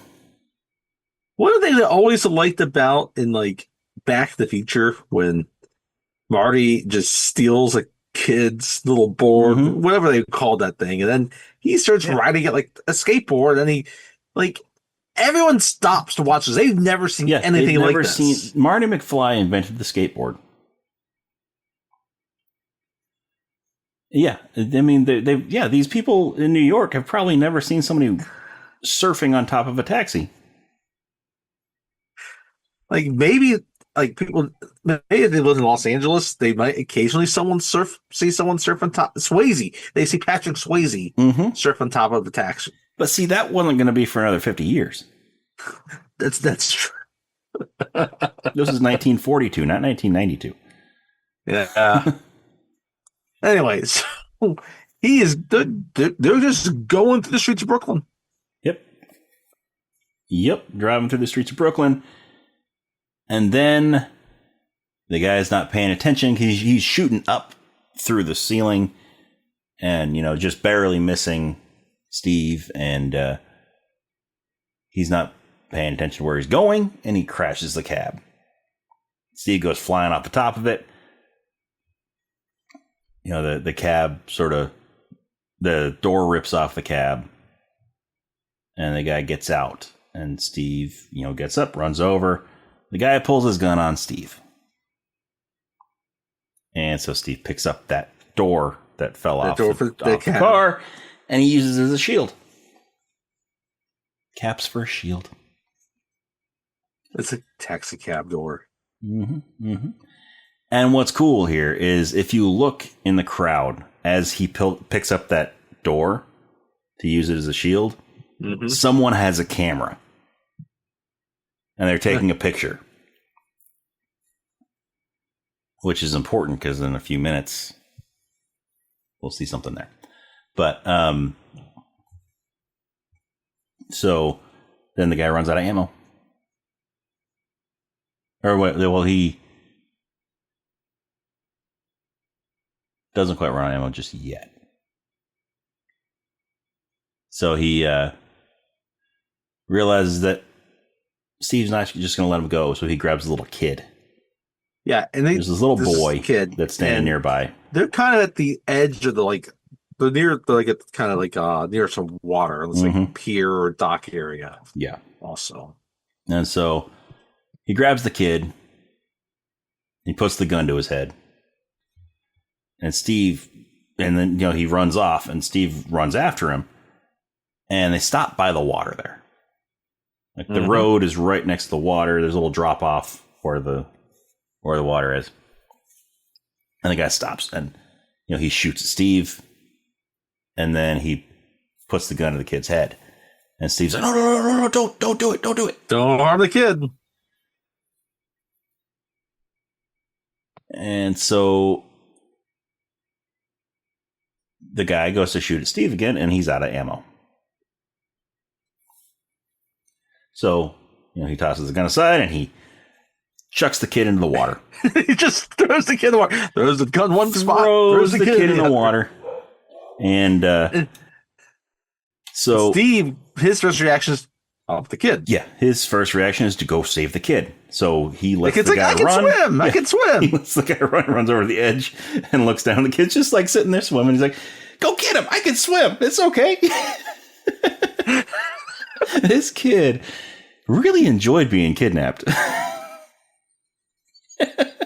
Same reaction watching this earlier today. Like, this kid just had a gun to his head. He just had a gun to his head. He got taken by a stranger, had a gun put to his head. And then he got chucked into the water. And then he just gets thrown into the water. And he's like, "Oh, it's okay. I can swim. Go get him."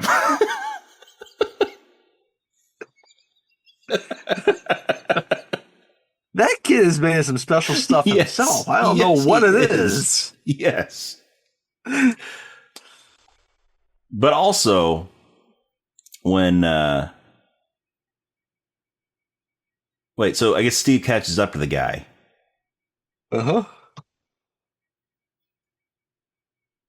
Yeah, this part's not quite yet, but yeah. So the guy gets in a little submarine. Oh, so he's getting a little submarine. He gets the submarine. I forgot that there was a submarine that he was able to get to. He starts sailing through the water in the submarine. And that's right. And then Steve dives in after him, and he swims fast enough to catch up to it. Yeah. Grabs it, punches through the glass canopy. And water's flooding in there. Yanks him out of it. He yanks him out of the thing. And then he leaps out of the water throws the guy. He throws the guy out of the water. And when he does that, we see that vial of the super soldier serum fall out of the guy's pocket, and it shatters on the ground. And then Steve climbs up out of the water after him, and he pins him down to the ground, and he asks him who he works for. He doesn't really say who he works for. He just says, well, I guess he does. Yeah, he says Hydra. He says cut off the head. You can kill me, but you cut off the head of one, but many grow back. Yeah, you cut off the head of one, two more grow back. This is Hail Hydra. Yeah, and he says Hail Hydra. And then you see him bite off one of his teeth. He uses his tongue to rip one of his teeth off and bites down on it, and it's a cyanide capsule. Yep. And it does what a cyanide capsule does. He starts foaming at the mouth. Mm-hmm. And then he dies. And Thorin will never be able to retrieve the Arkenstone. Right. All because of Captain America. Before he was Captain America. All because of Steve Rogers. That's right. Thorin will never get the Arkenstone now. Because that was Richard Armitage, by the way. Yes. In case you didn't recognize him without the big beard. Yeah. Which I think maybe I mentioned, I can't remember. Anyway. But yeah, it's Richard Armitage. Also known as Thorin. So. Playing Heinz Kruger in this movie. Almost like Hans Gruber. They have any discussion about this afterwards? Yes. So we're back at that secret lab. That's right. Okay. And the Colonel Phillips, Tommy Lee Jones, Colonel Chester Phillips, is upset because they lost the only bit of super soldier serum they had left, which means that's right. Steve Rogers is the only one.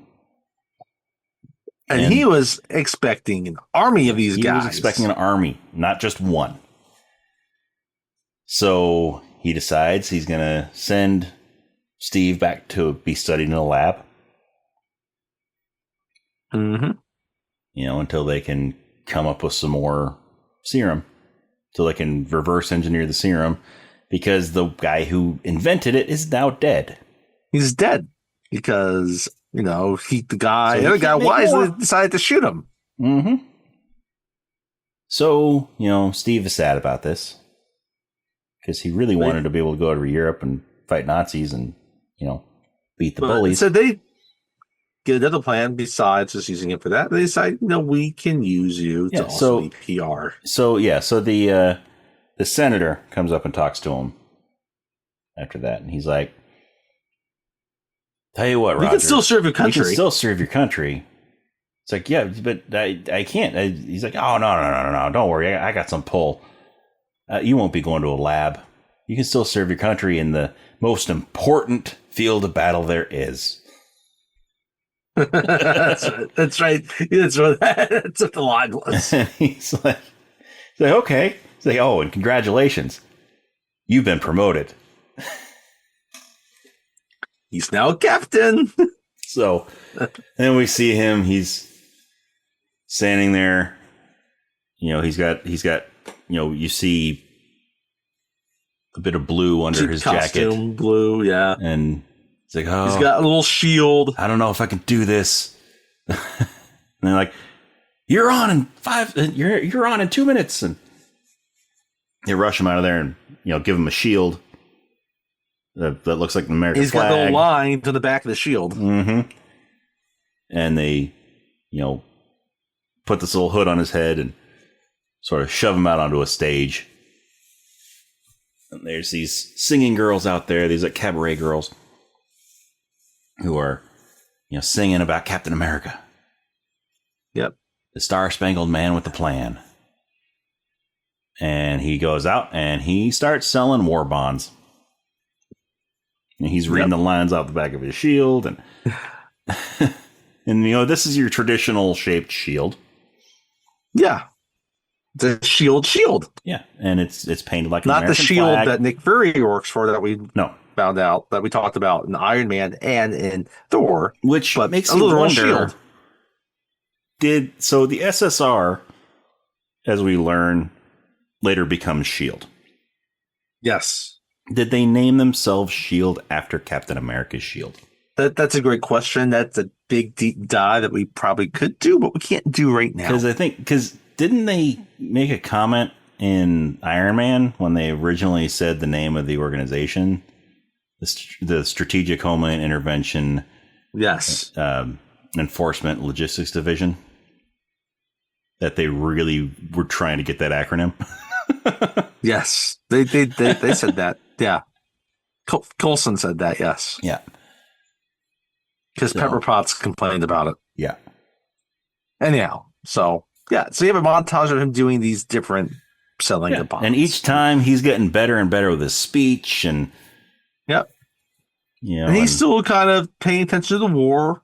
Eventually, as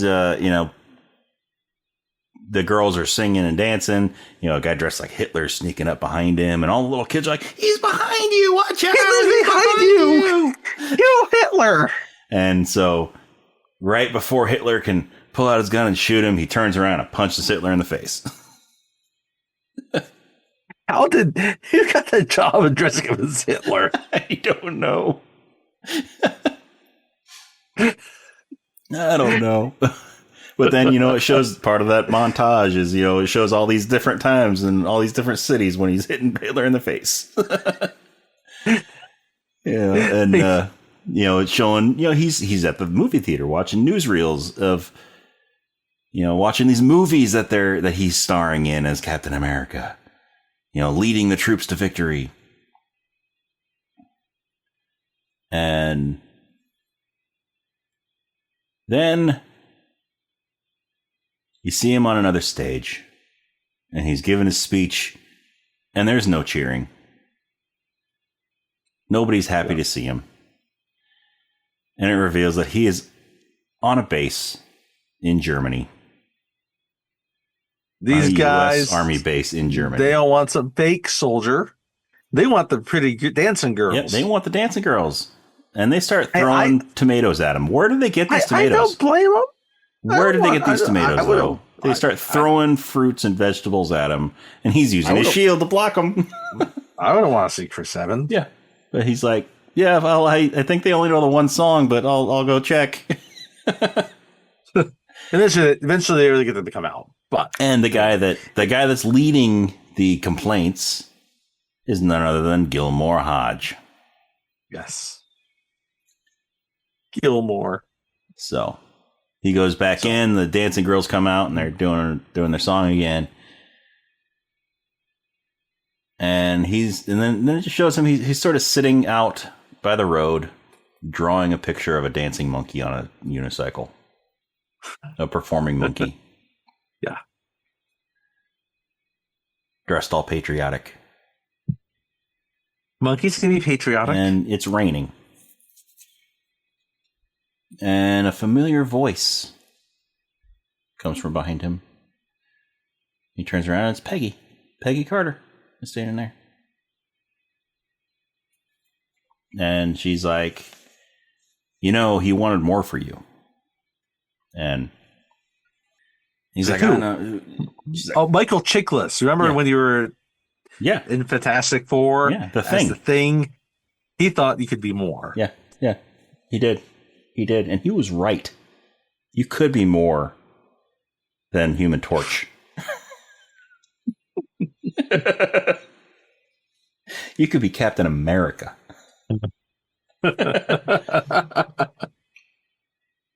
But wait. I had this premonition that I was going to be in this movie called Deadpool and Wolverine. Yeah. And I thought, anyway. Yeah, so, he's like, and then she's like, you still can be more. Roger Moore. More than a dancing monkey.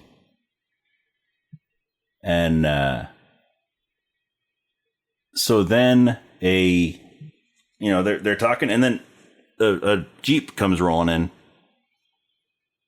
talking about how the squad got hit, and most of them are presumed dead.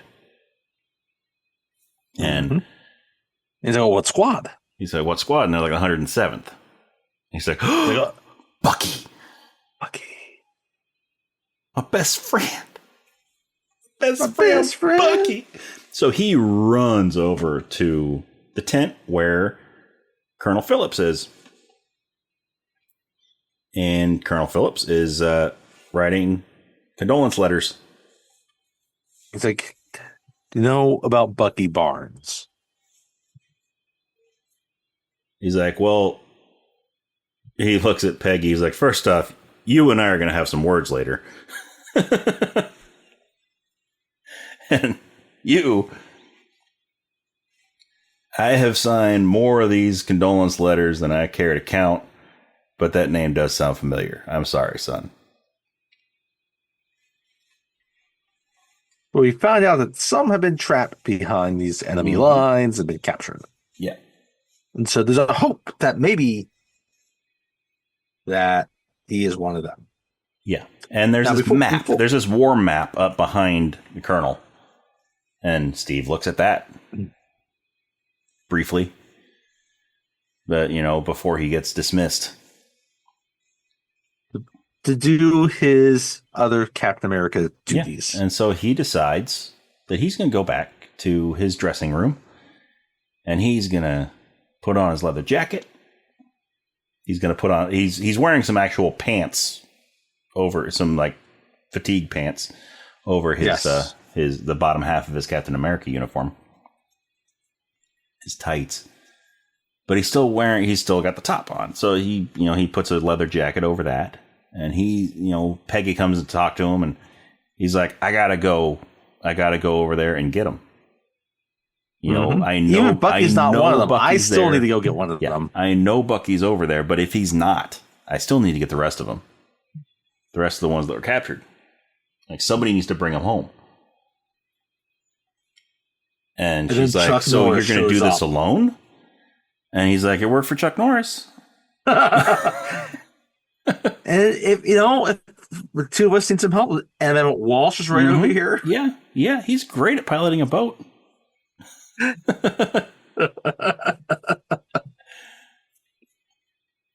So no, she's like, you're going to do it alone? He's like, if I have to. He's like, well, I think I know somebody who can help.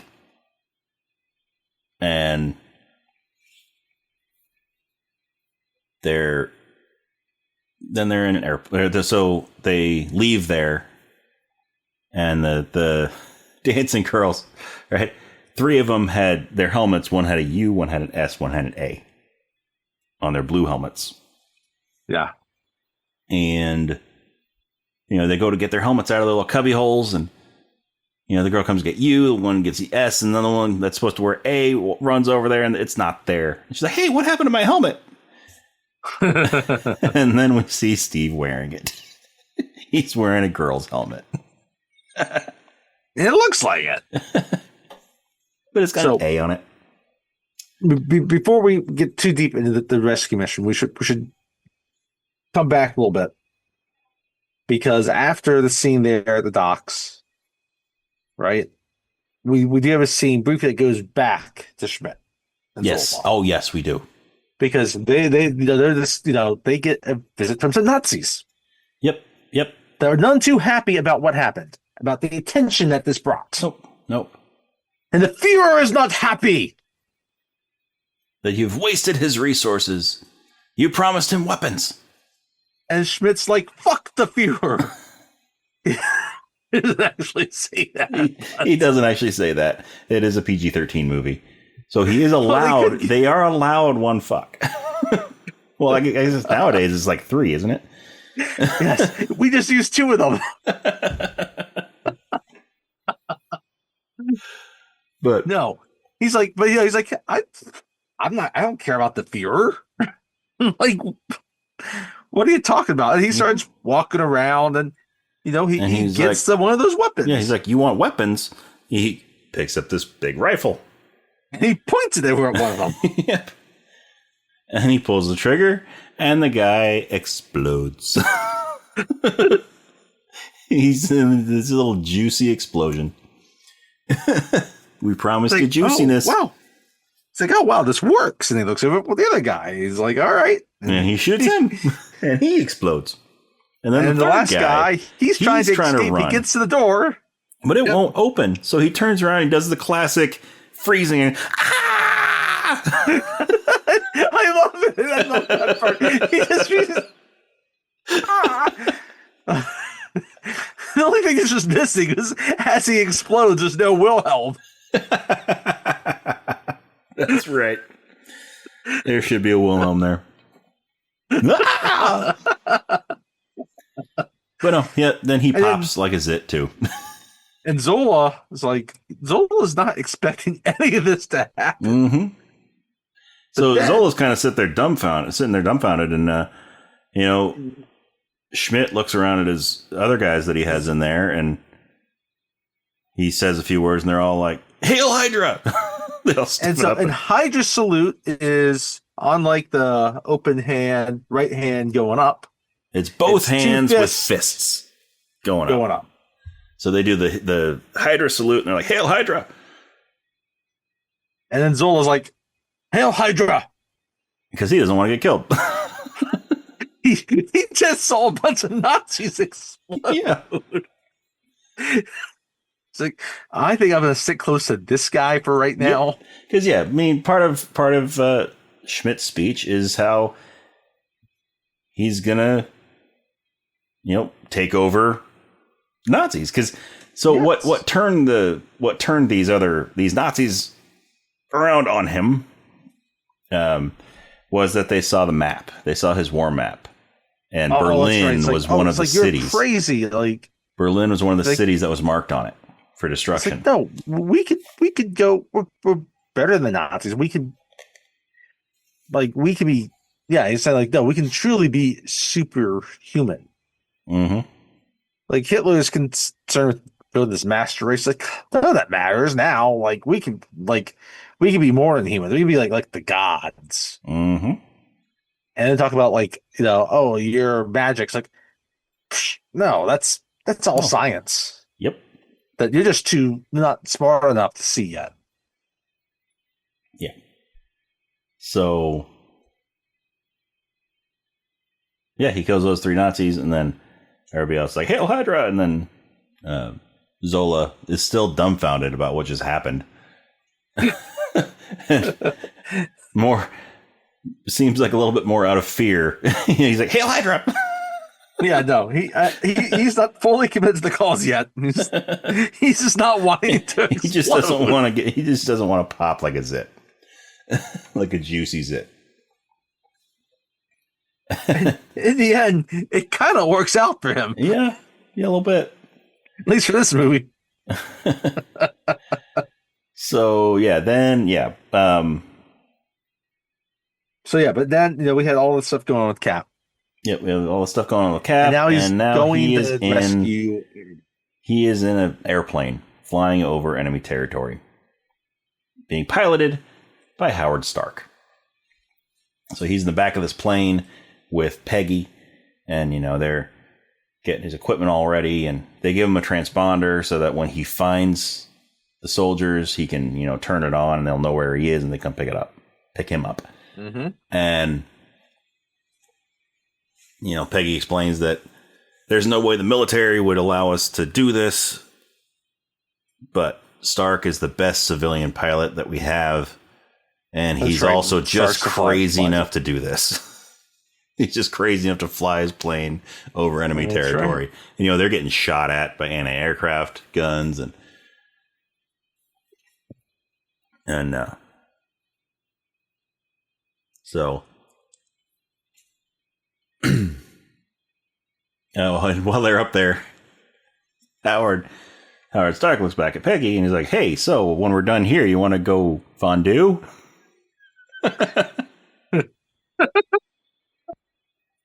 Like, okay. And Rogers is like, "What?" She's like, "What? So do you guys fondue?" Do you? And he's like, "What? Fondue?" And she doesn't answer him. Don't you fondue? Yeah, I don't know. I fondue. No, she doesn't answer him, but he's clearly jealous. They're going to fondue. They're doing an activity. Yeah, together without him. And this activity happens to be fondue. Yeah, he's jealous that Howard is doing something with Peggy, like fondue, and he doesn't get to. Instead, he has to go and go on his one-man army against the Nazis. Yeah. Where, I mean, just like I'm sure Uma Thurman was very upset that Ving Rhames ended up doing T with Zed. Yes, but we find out later what fondue actually is. Well, yes. We'll get to that, whether it's actually fondue or a euphemism. Or fondue. Whether it's fondue or fondue. Yeah, fondue or fondue. But, anyhow, yeah. So anyway, they continue on.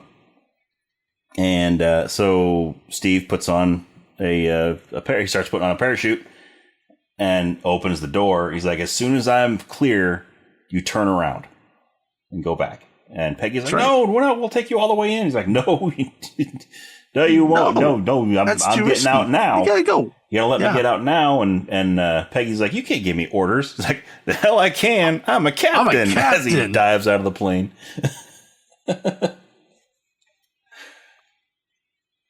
And so, yeah, he dives out of the plane. Stark turns around.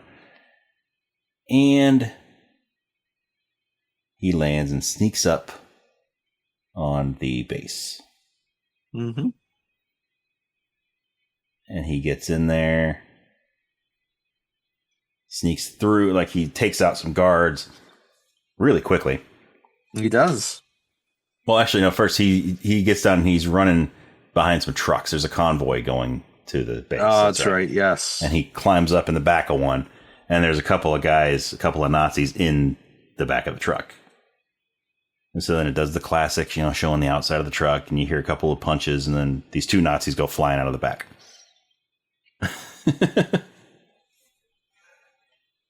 Don't be a Nazi. And that truck comes backing up to the loading dock, and another Nazi opens up the tarp on the back of opens up the cover on the back of the truck, and you just see the shield. You see his red, white, and blue shield that he's been carrying as the PR Captain America. And then the shield just flies forward and knocks the guy on his ass. He goes flying back. Then, Captain America gets out of the truck and sneaks inside. And as he's going through, he knocks the guy out right on top of some cages where a bunch of soldiers are being held. What do you know? And they look up, and there's a French guy in there, along with Neil McDonough, with an amazing handlebar mustache. Yep. And they're like, who are you? He's like, I'm Captain America. Like, okay. Say it again? Who? So he gets down there, he gets a key, and he unlocks all the cages. And so he asks them if they've seen Bucky Barnes. If they've seen Sergeant Barnes. And they're like, they took him that way. So, he sends them out. And because he knows they can take care of themselves. And he goes after Bucky, and he finds him strapped to a medical table. And Bucky's all groggy. And he gets him up on his feet. And, they've clearly been experimenting on Bucky. Clearly. They've clearly been, because there's an IV, and they've clearly been doing something to him. And so he gets him up on his feet, and Bucky's all groggy, and Steve's like, I thought you were dead. Bucky looks at him, he's like, I thought you were smaller.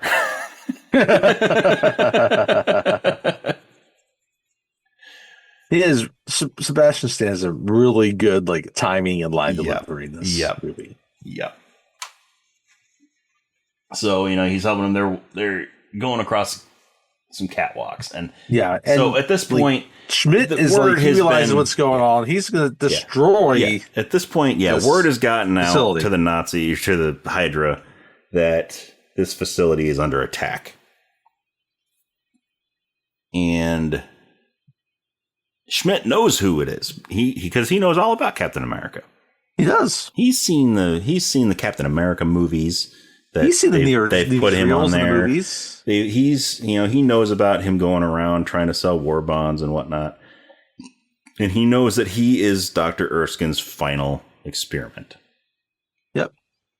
And so, he has kind of a common bond with him because of that. Mm-hmm. He's going to try to hey, we can both be great. So he sets all these bombs, all these little time bombs for 6 minutes.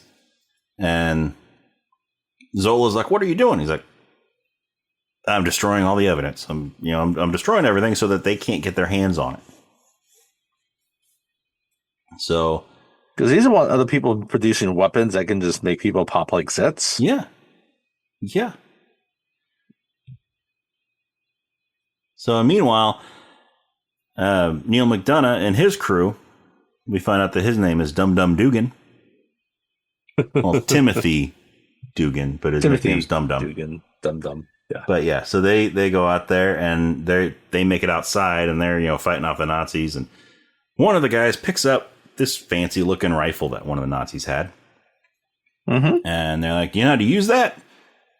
And he pulls the trigger and the Nazi across from him pops like a zit.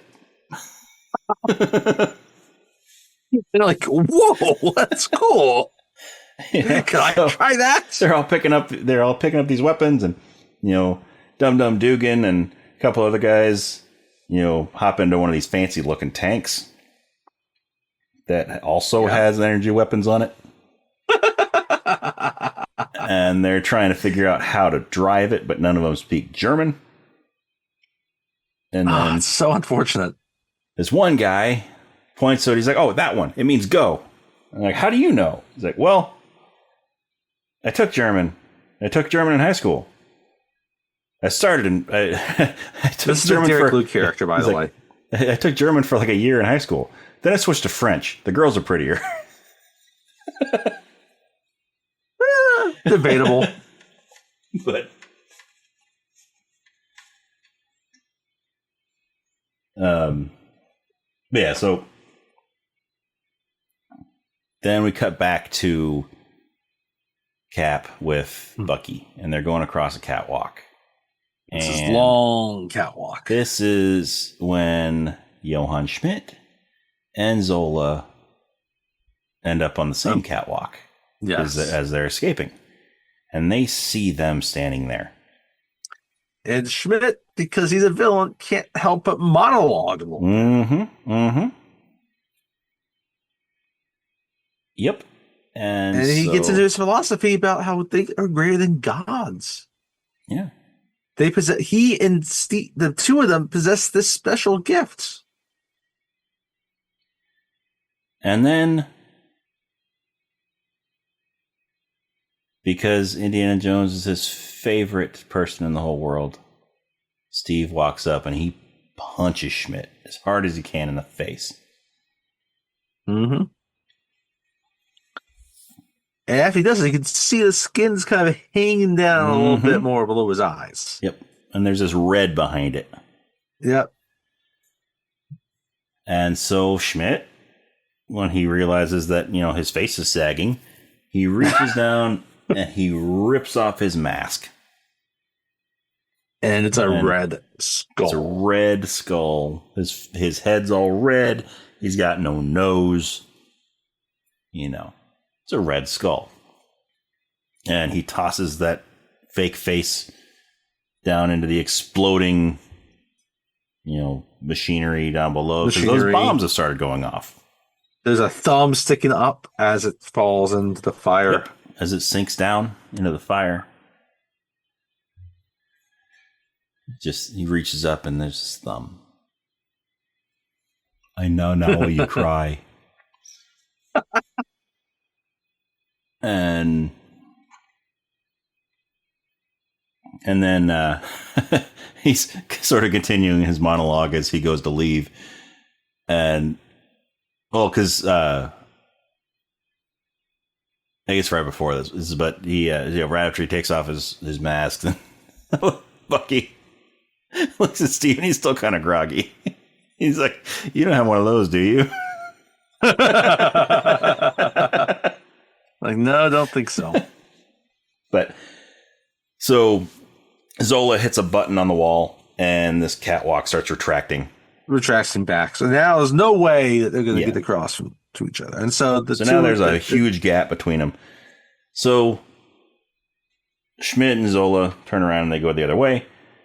And now Bucky and Captain America are stuck in this burning building with bombs going off all around them. And they look over and there's this steel beam, this I-beam that had fallen from the rafters, and it's now connecting the two catwalks a little farther down. So Cap helps Bucky over there and, tells him to go across.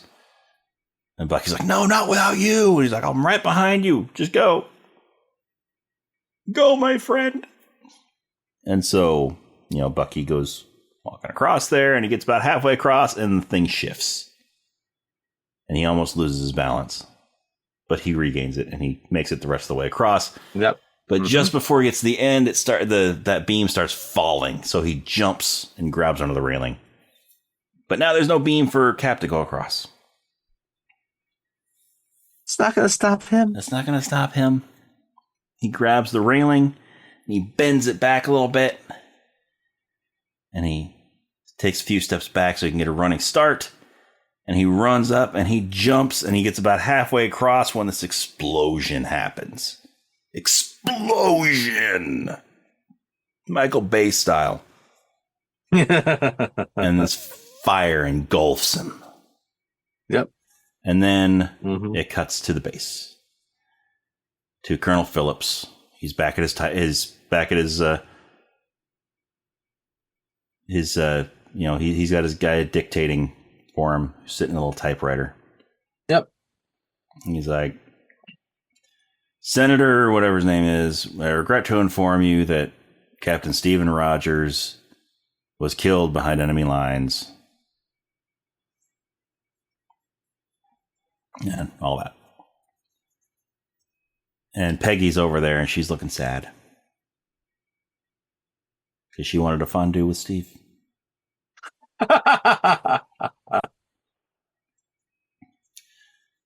And so, then there's some hubbub going on. There's some hubbub. And all the soldiers start running over to the road. There's much ado. There is much ado, but it's not about nothing. They look over and down the road over the crest, coming over the crest of this hill.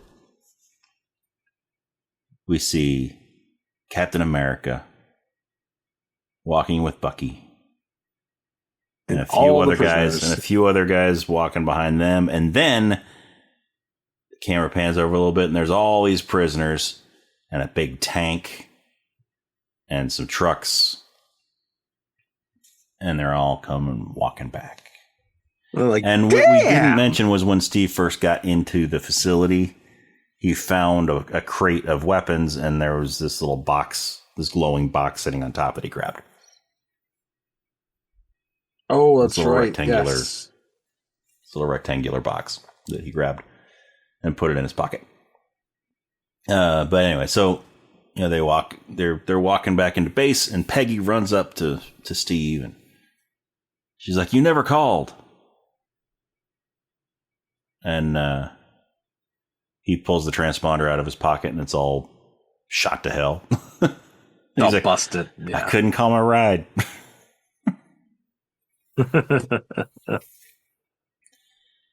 But then Bucky, first Steve walks right up to the colonel, right up to Tommy Lee Jones, and he's like, I would like to surrender myself for punishment. Like, I don't think that will be necessary. I don't think that'll be necessary. And everybody's all happy that the troops are all back, and Bucky's like, "Let's hear for Captain America!" And everybody starts cheering for him. Yeah, right. Standard rah-rah type stuff. So then we're at a bar. Oh, well, I guess we didn't. We skipped over where Schmidt and Zola actually escaped. So they go up to the roof, and there's this like helicopter type plane thing that Schmidt was getting into, and there's only one seat. So Zola's like, "Well, what about me?" And Schmidt gives him his car keys because Schmidt has a fancy car. Red Skulder has a fancy car. Of course he does. And so he's like, "Not a scratch." I get this back in any condition when I left it. Monster Joe is going to be disposing of 2 bodies. That's right. And so, is Monster Joe part of Hydra? Maybe he is. I don't think the Wolf is, but Monster Joe might. He might be. But yeah. So anyway, Schmidt escapes in that helicopter plane thing, and then we see Zola driving out of the garage in Schmidt's car. So they both escaped the exploding facility. They did, yes. So then we get there. We're in a bar. All of the, Neil McDonough and the group that he escaped with. See, we got Dum Dum Dugan. We got Gabe Jones, played by Derek Luke. We got Jim Morita, played by Kenneth Choi. Yes. James Montgomery Fallsworth, played by J.J. Field. We got Jacques Darnier, played by Bruno Ricci. Okay. And so basically, and then Bucky and Steve are there too. But Steve is telling them that he wants them for his squad. He's trying to put together a team to go and take out Nazi strongholds. More like Hydra strongholds. Yeah, well, yeah, Hydra strongholds. He wants to go and take out Hydra strongholds. And, each one of them one by one, they're like, "Oh, I'm in. I'm not going to pass that up." Right? And then it gets to Dum Dum Dugan. And he's like, "You don't have to ask me twice to go and kick some Nazi ass. But there's one thing you got to do for me first." And Steve's like, "What's that?" "Open a tab." So Steve gets up to go and, start a tab. So all the guys can keep on drinking. And then he's interrupted by Bucky. And Bucky's like, "So you're really doing this?" And he's like, "Not without you." And he's like, "This is crazy." But he's like, "You're crazy." He's like, "I'm with you, but you're crazy." It's been a while since these two could have a nice talk together. Yeah. And he's like, and that's what they're talking about. Bucky's like, he puts his hand on Steve's shoulders, like, "I'm with you till the end of the line." And then Peggy comes walking up.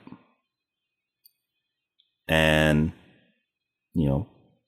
Bucky starts turning on his charm. And Peggy's barely paying him any attention. She's just talking to Steve. And then, they say a few words back and forth, and then she leaves, and Bucky's like, "I'm invisible." "No, I'm you."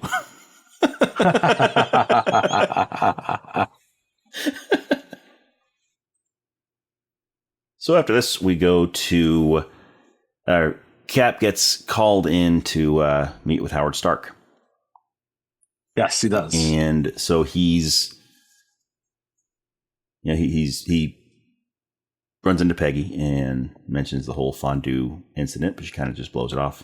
And then Howard, is in his his workshop area. Yes. And Cap is waiting outside. He's waiting outside the door. And there's a secretary. There's a secretary type person there, played by she's played by Natalie Dormer. And she notices who it is that's standing right across from her. And she's starstruck. She is starstruck. She's got that feeling in her toes that is moving on up. Mm-hmm. And she's reading the newspaper, and the cover story is Captain America saves 400 prisoners. And she's like, there are, how many moms and wives are back home that aren't getting letters because of you? Yep. They should say thank you, but they're not here to say thank you. But I'm here to say thank you. And so she goes up there, she grabs his tie, and she pulls him in for a kiss. Right as Peggy walks around the corner. Of course. And I guess the fondue little discussion hasn't happened just yet. I think this is kind of when it starts to happen because, I thought you were fondueing. Yeah. With Stark. So, that's right. Yeah. So, she kind of gives this disgusted look, and she's like, Stark's ready for you. And it's like, and you still have no idea how to talk to girls, do you? Yeah. And so as they walk in the door, then that's when he's like, well, I thought you and Stark were fonduing. I thought the two of you like to fondue. And she just blows him off, and Howard chimes in. He's like, fondue's just cheese and bread. And Stark is knowing that he's thinking it's a euphemism, but when right now, they literally just fondued. Yeah, they literally just dipped bread into cheese. Into melted cheese. Which sometimes might lead to fonduing. Yeah. Yes. And by the way, I think we might have found a new euphemism to replace the tea party. I thought the same thing when I was watching that. Zed. That was quite the fondue party in Maynard's back room, wasn't it? Yep. Yes, it was. There was chocolate involved in that one. There was a plethora of fondue there. Well, since we're using plethora, there is a plethora of toys that Stark has that he is showing. Yes, indeed.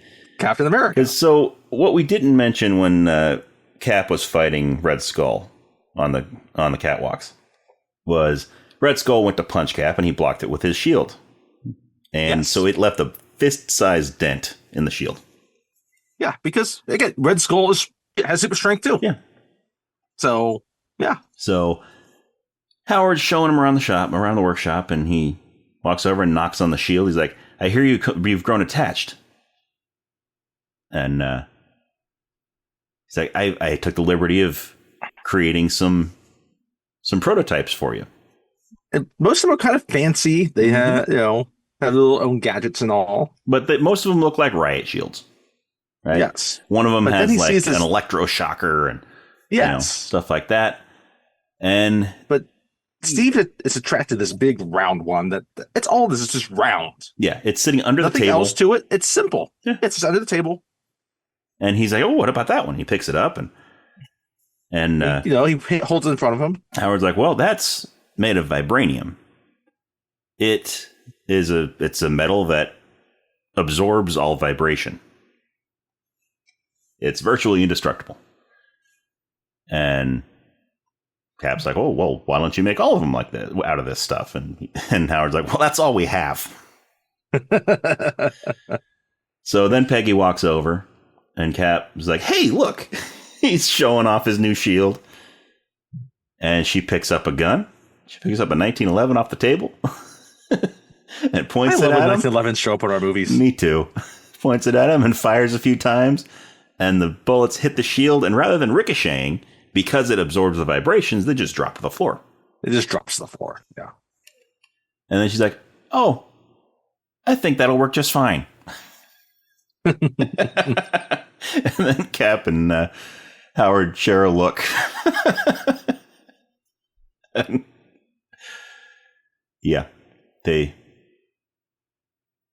Howard is glad that he's not the one that Peggy's mad at. Yes. Yes.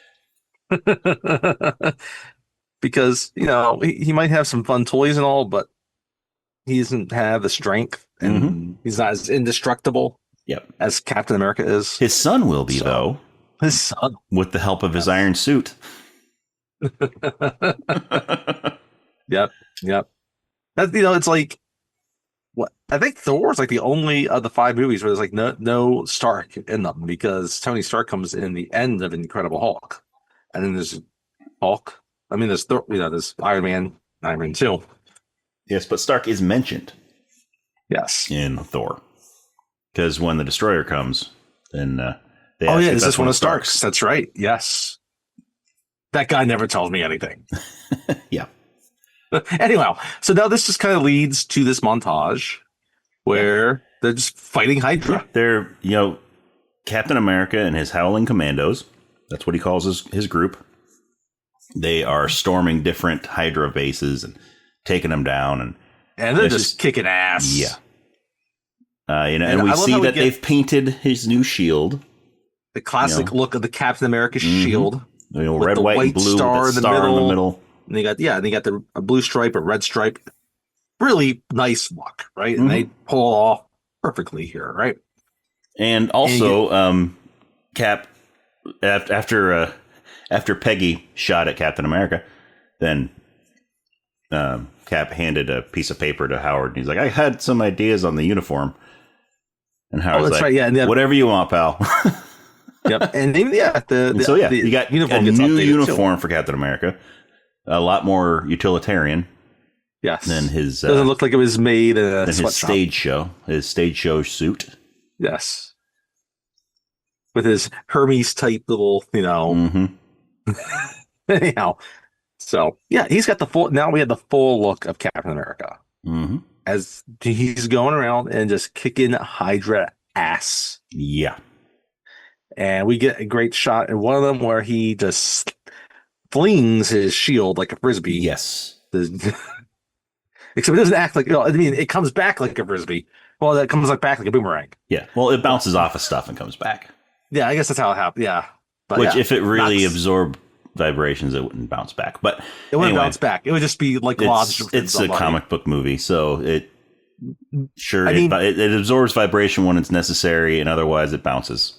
We're talking about a movie where they injected someone with a super serum and he got super strength. And then bombarded his body with Vita rays and he grew a foot and the previous movie before 200 this, pounds of muscle. We had a thing called the Bifrost where you could just jump between realms. Yeah. So it's easy to believe that all this stuff could happen. Yes. So, right. And I love this scene. You get one shot kind of like in the middle of the montage where like Red Skull is just like furious at everyone being incompetent around him. Yeah. Right. And so all this though leads to a mountaintop in the snow.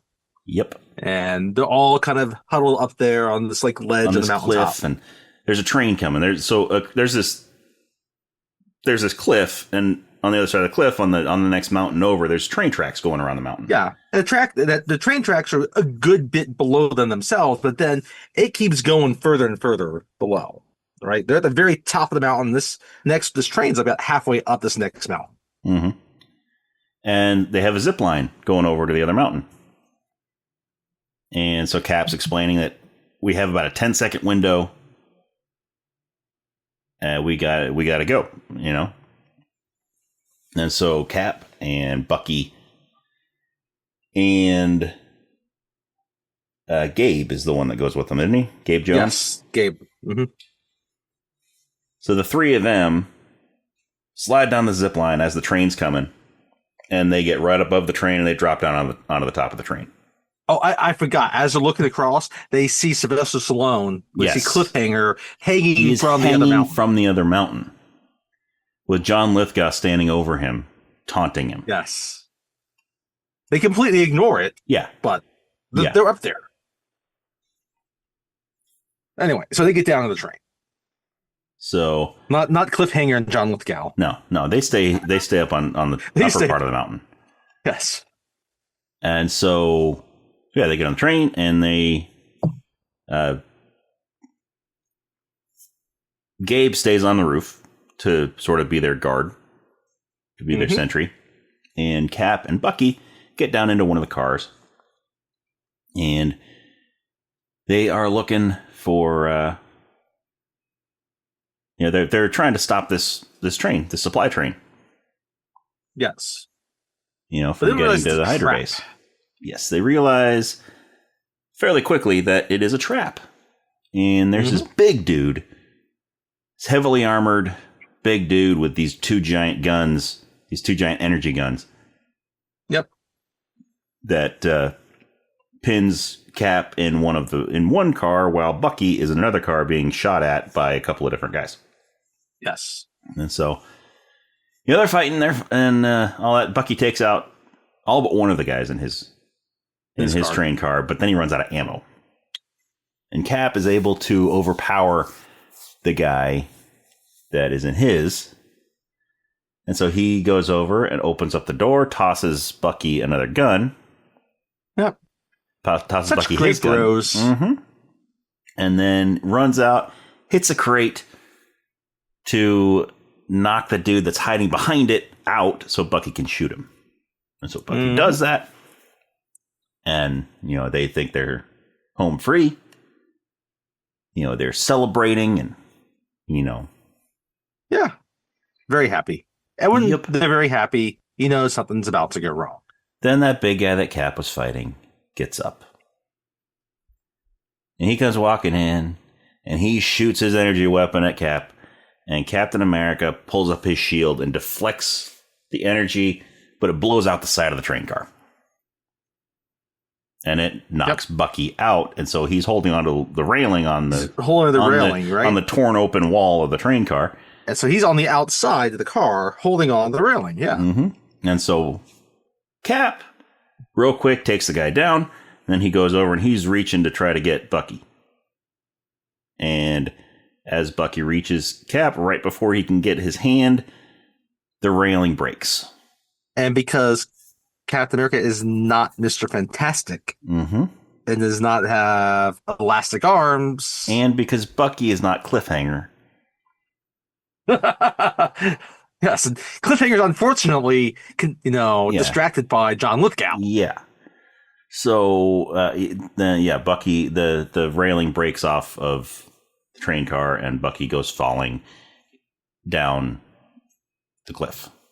And Bucky's not the Thing or the Hulk where if he just falls and he'll just make an impact crater. Well, he'll make an impact crater regardless. Oh, yeah. It'll probably be Bucky shaped. Just like Wile E. Cap Coyote. now this is bad. Yeah. And Cap's like, my best friend just fell off a cliff. And he is going to write the letter himself.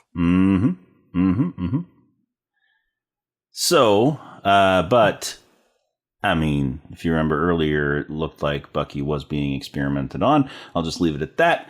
Yes. When Cap found him earlier. There's a reason why we'll try to do these in order. Anyway, we'll leave it at that. So, you have to assume that Cap and Gabe and the rest of the Howling Commandos finished their mission, because next we have Captain America sitting in an empty bar with a bottle of whiskey. And Jeff Daniels is playing a show. Yeah. Yeah, he is. Not Jeff Daniels, Jeff Bridges. Why am I saying Jeff Daniels? Because Jeff Daniels is there too. Jeff Daniels is there too. Jeff Bridges and Jeff Daniels. They're the Jeffs. They're both on stage.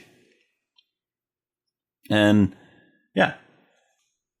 But yeah, no, so Cap is sitting at a table by himself, alone in the room, and Peggy comes in.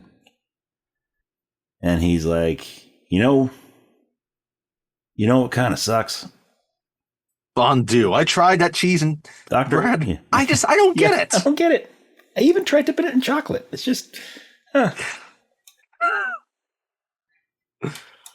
But it's like, Dr. Erskine told me that one of the, that because of the super soldier serum, it would alter my body chemistry to the point where, there's just this constant level of healing going on, which means I can't get drunk. And Peggy's like, yep, I knew about that. Your metabolism runs 4 times faster than the average man. And she's trying to comfort him because his best friend just fell off a cliff. Yes. I mean... And, it can't mend a broken heart, the serum. Nope, it can't. But she doesn't seem like she wants to shoot him anymore. So that's good.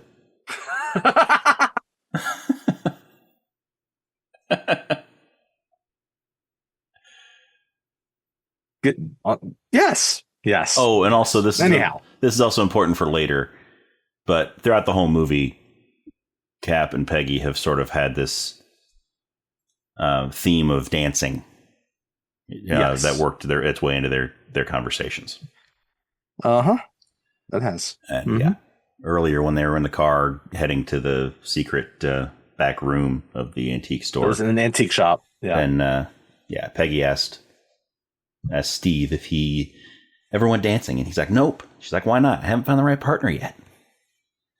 It was the 1940s. Everyone danced that point. Mm-hmm.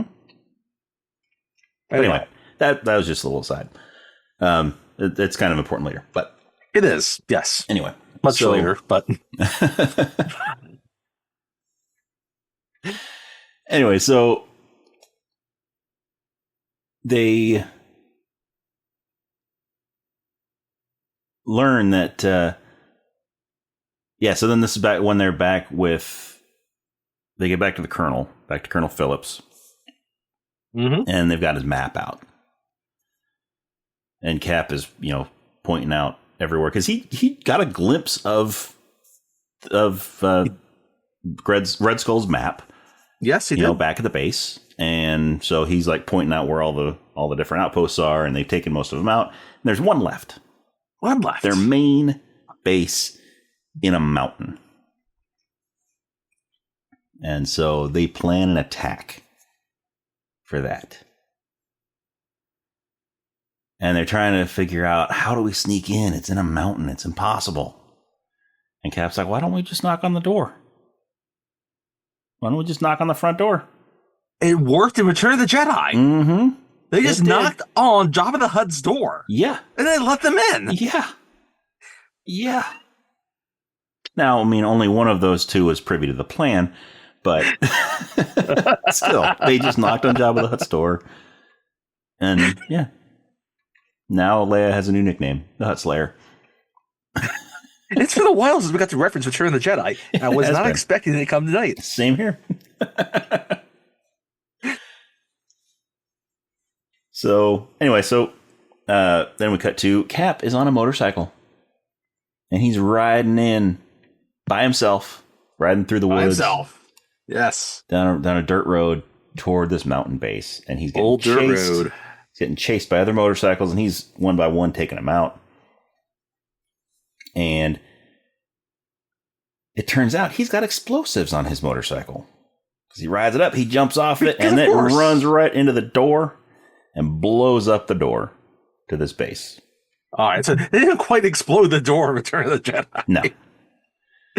No, but then he's fighting off some Nazis or some Hydra soldiers, and things are looking good.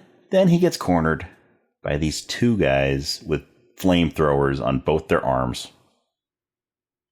Because of course that's what they have on both their arms. They pin him in, and he ends up getting captured. They take him in. Yeah. Don't capture him. He does. But you know what? Here's another Star Wars reference. They're doing the old Wookiee prisoner trick. He's allowing himself to be captured so that they'll take him right to the Red Skull. Now, Red Skull's main room in this mountain fortress is there's a big window right in the side of the mountain. Big window right in the side of the mountain. Big pointy hat, bushy beard. Pointy hat. So Red Skull starts monologuing. He got a monologue. He starts monologuing. And Cap gives the signal. And the Howling Commandos come ziplining in through this window. Meanwhile, Colonel Phillips and Peggy lead a battalion of soldiers in through the front gates. Yeah. And, they're taking out everybody inside the base coming in. Howling Commanders are coming from Red Skull's office. Cap is fighting Red Skull. And Red Skull realizes that he's got to get out of there. Otherwise, they're going to win. What's going to happen? His group is going to win. So he's got this giant plane. He's got this giant plane that basically just looks like a single wing with a window in the front and engines, like propellers in the back. Mm-hmm. So it's a big ass plane. It's a big plane. So he and Zola. So first he gets his little tool to pick up the Tesseract, and puts it in a box and takes it with him. Yeah, he's not leaving that behind. Nope, he's not leaving that behind. So he runs off, and Cap chases him, but he gets in that plane. And he's going down that runway, and Cap is running after him. And as fast as Cap can run, he can't outrun. He can't catch up to this plane. Yeah, I mean, it's a plane. Mm-hmm. Mm-hmm. He's fast, but he's not the Flash. Yeah. So then we see coming up behind him. He is the Human Torch, though. Yes, he is. So we see coming up behind him, we have Red Skull's car, his fancy car. And it's being driven by Colonel Phillips. And Peggy is in the back seat. And so they pull up next to Cap, and he's like, get in. So Cap gets in, and he drives up. He's still having a hard time catching up to the plane, but good thing for them, lucky for them,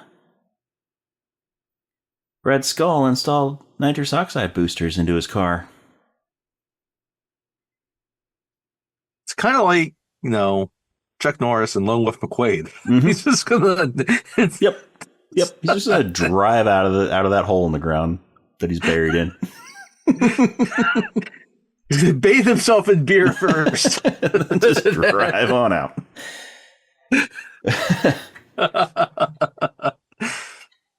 So Phillips hits the nitro. He hits the nitrous and speed up, and they get right between two of the propellers on the back of the plane. And Cap's climbing around the car, on the outside of the car, and just barely misses getting chopped up by a propeller. Yeah, it's close. It hits his shield, but that's okay because the shield is virtually indestructible. Yes. But he is able to grab onto the landing gear. And as the plane takes off, he's hanging on. And Colonel Phillips sees there's a cliff at the end of the runway. And so he slams on the brakes, and they barely stop. The back two wheels go over the cliff, but the rest of the car stays on the runway. Yes. And so Cap climbs up. He rides the landing gear up as it goes up into the plane, gets out, and he notices all around him there are bombs with different cities, different American cities. Names written on them. There's one for Chicago, one for New York. New York, Washington, L.A., And yeah. These aren't just bombs. These aren't just bombs. These are bombs that are piloted by people. Yes. It's like there's a cockpit on each of these bombs and a propeller on the back and wings that pop out of them.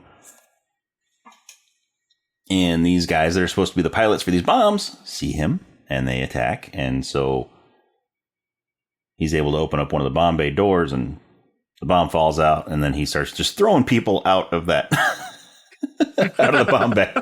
Just chucking them out of there. It's perfect. Like, Superman, Batman. I don't necessarily want them killing people, but Captain America, okay. Yeah. Yep. I mean, he's a soldier. It's a different set of rules. Yeah. He's a soldier and he's killing Nazis, so it's okay. Yeah, and Hydra, it's okay. Yeah. Yes. So, yeah. So, one of the guys ends up getting into the bomb that's marked for New York. And so, yeah, what Red Skull had explained earlier in his meeting with his cronies is, they're going to fly this plane out, and they have each of these bombs for each of the major cities in America, and they're going to bomb the country. They're going to bomb the United States. It's Invasion USA. Yep. And let me tell you, Red Skull is about to have nightmares about Captain America.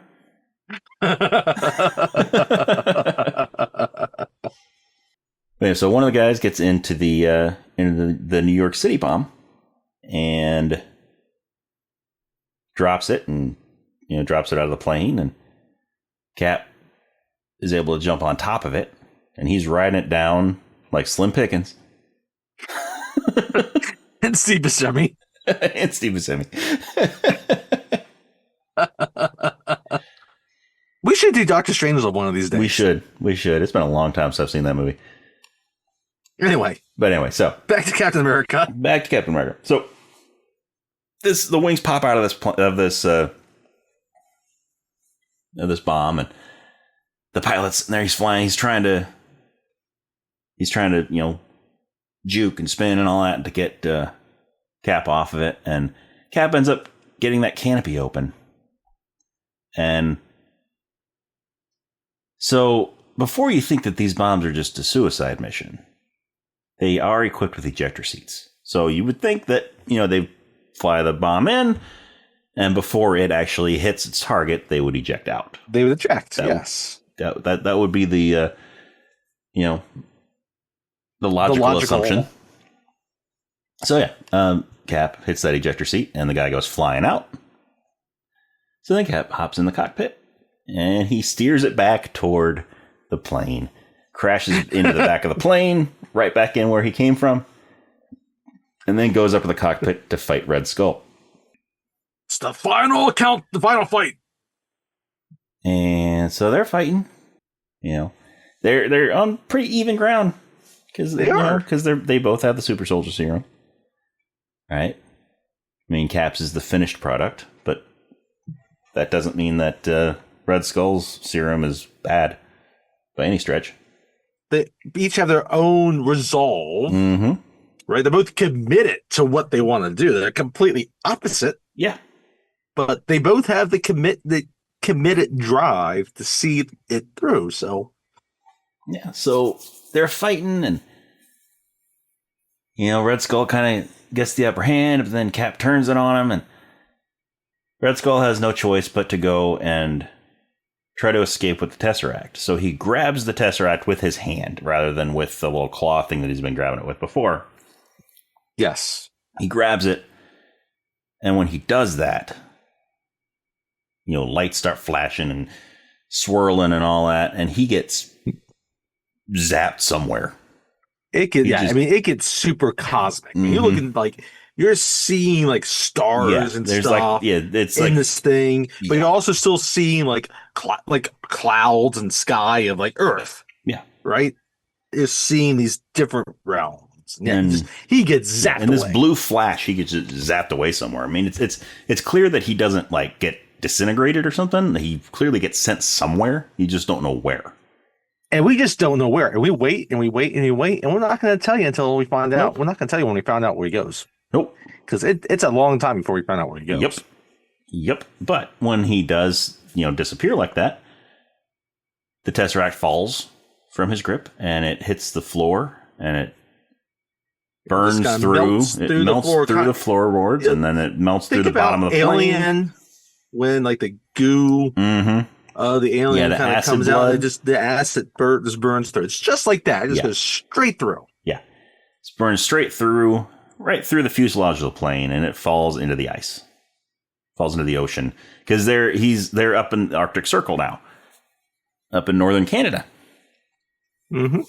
And so Cap, remember, because there's no penguins. We talked about this earlier in the movie. There's no penguins. Nope, there's no penguins.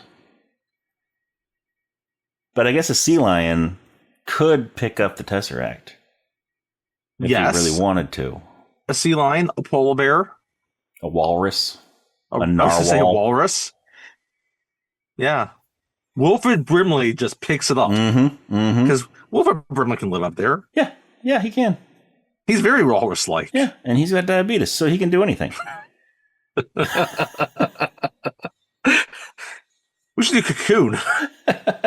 Maybe we should.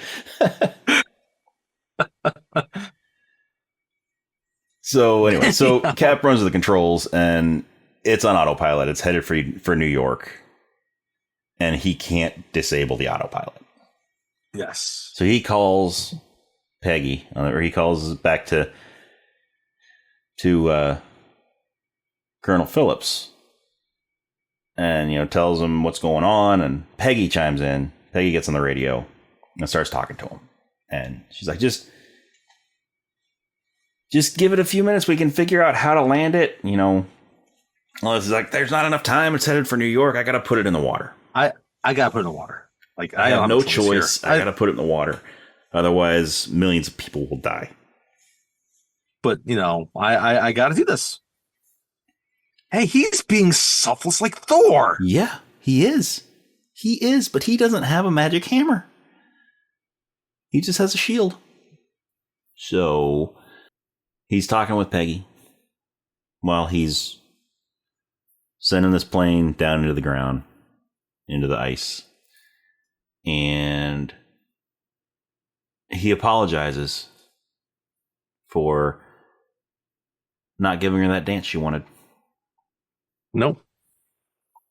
And she's like, it's okay. Sad. It's okay. He's like, okay, how about I know men are liars. How about we have a rain check? She's like, okay, yeah, great. Next Thursday at the Stork Club. Be there. It's like, I'll be there, but I don't know how to dance. She's like, I'll show you. And be there or be an L7 weenie. And in mid-sentence, the comm goes out. Because now we're viewing it from Peggy's point of view. And we know that he just crashed into the ice. He crashed into the ice. And so Peggy cries. And then... And she cries. We're in a hospital room. Yep. It looks like a 1940s hospital room. Looks like a 1940s hospital room. Outside and we you can see the 1940s, New York City out there. There's an old-timey radio on there. Playing baseball game with the Brooklyn Dodgers. Mm-hmm. And then this nurse walks in after he wakes up. But you can tell, like, something's... At first, you think he's like, okay, he's been in a coma for a few weeks or whatever. And so it's, like, jarring as he wakes up. Yeah, so he wakes up and he sees her. He's like, where am I? She's like, you're in the hospital. You've been asleep for a few days. He's like, no, where am I? And he grabs her. And he's like, that baseball game. It's 1941. From May 1941. I was at that I know, game. because I was at that game. And wait, it's like, slow down. We wanted to break it to you slowly, because it's like, what? And then he just storms out of the room. She hits a panic button that she's got. Yeah. And these two guards, big guards come in. That's right. And they're dressed in tactical gear. But they're dressed in modern day. He takes care of them easily. He just throws them through the wall. And it turns out that they're just in this little room that was built inside this like warehouse. Yeah. And there's big backdrops around, like outside the windows, making it look like it's 1940s definitely see, like, New it's York. This little matte painting of New York. Mm-hmm. So he runs out through the wall and through the hole in the wall that he made from throwing the guys through it. Runs out the door of the building, and he's in the middle of Times Square. And then you look around, and you realize it's present day. Mm-hmm. Times Square. There's it looks like Times Square circa 2011. Yeah. There's a Mamma Mia poster, right? Phantom of the Opera, all these there is everything, right? And he runs out in the middle of the road, traffic's trying not to hit him. And all of a sudden he gets surrounded by a bunch of black cars. Yeah. And then you hear that Samuel L. fast Jackson's response. voice. Yes, it was. Then you hear Samuel L. Jackson's voice. And he's like, why is that guy from Pulp Fiction here? He is he going to start quoting scripture to me? He might be. He's like, Ezekiel 25:17. The path of the righteous man is beset on all sides by the iniquities of the selfish and the tyranny of evil men. But anyway, so that's not what happens. He's like, you've been asleep for a long time, Cap.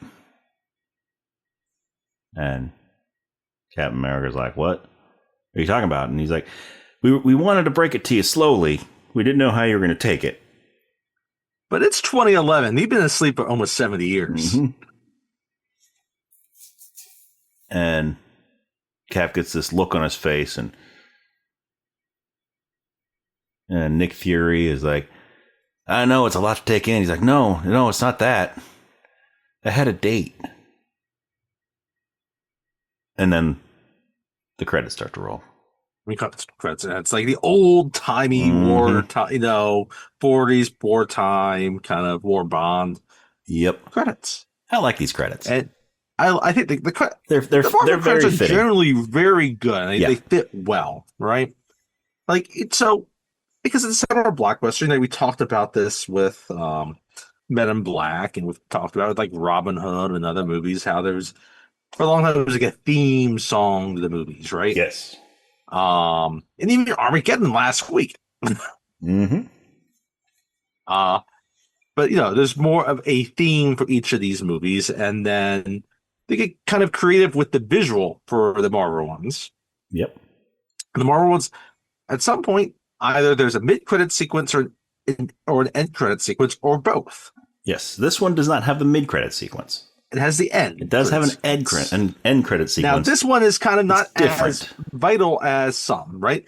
Yeah. We just cut to basically, there's a punching bag, and it's just Steve Rogers. Cap is he's in a gym. He's in a boxing gym, and he's punching at a heavy bag. And then he hits it real hard, and it flies off of its hook, and Nick Fury shatters, and all the sand flies out of it and all that. So then he walks over and he picks up another one with one hand and hangs it up. And then Nick Fury walks in, and Cap's like, you got a mission for me? He's like, yes, I do. And as he pulls out the folder containing the details of the mission, then it just cuts into a trailer for the Avengers. The Avengers. Which I guess means we have to do the Avengers next summer. We might have to. I mean, we could always do it sooner than that, too. We could always do it sooner. Because there's other movies we want to do next summer also. Yep. But that ends Captain America. And that ends, right, the first of the 5 movies leading to the Avengers. And we've done 3 of them. So. Yep. We have. And this fits well within this. Of the 3 we've done, it's probably, I would put number 3, but it's still a good movie. Yeah. I mean, and I put it above a lot of the stuff that's come after. I'd put it, I don't know where I would put it with the 3 that we've done, because the 3 that we've done were all solid, very good, solid movies, very enjoyable movies. And ranking them 1, 2, or 3, Iron Man's the first. Yeah, I mean, that's the one that started it all. Iron Man was a great movie. Is debatable, and it doesn't matter because both are very fine movies. Especially looking back at it now, at like 15 years later. Yeah. And we've seen the progression of this entire MCU and the highs and the lows and the controversy around it and like superhero fatigue and all that. Both of these movies have held up. Yes, they have. So, yeah. And it's good stuff. Yep. An appropriate summer viewing. Yes, very appropriate summer viewing. And like I said, this is probably one of like 2 or 3 of the MCU movies that I rewatch the most. Okay. out of all of the 20 some odd movies in the MCU. Yeah. I mean, Iron Man's probably one I would rewatch the most. And then there's plenty of things to talk about that. We don't need to get that deep into it right now. But I think the main tentpole ones get to be the hard ones to do often because they are so dependent upon all the other movies. Yeah.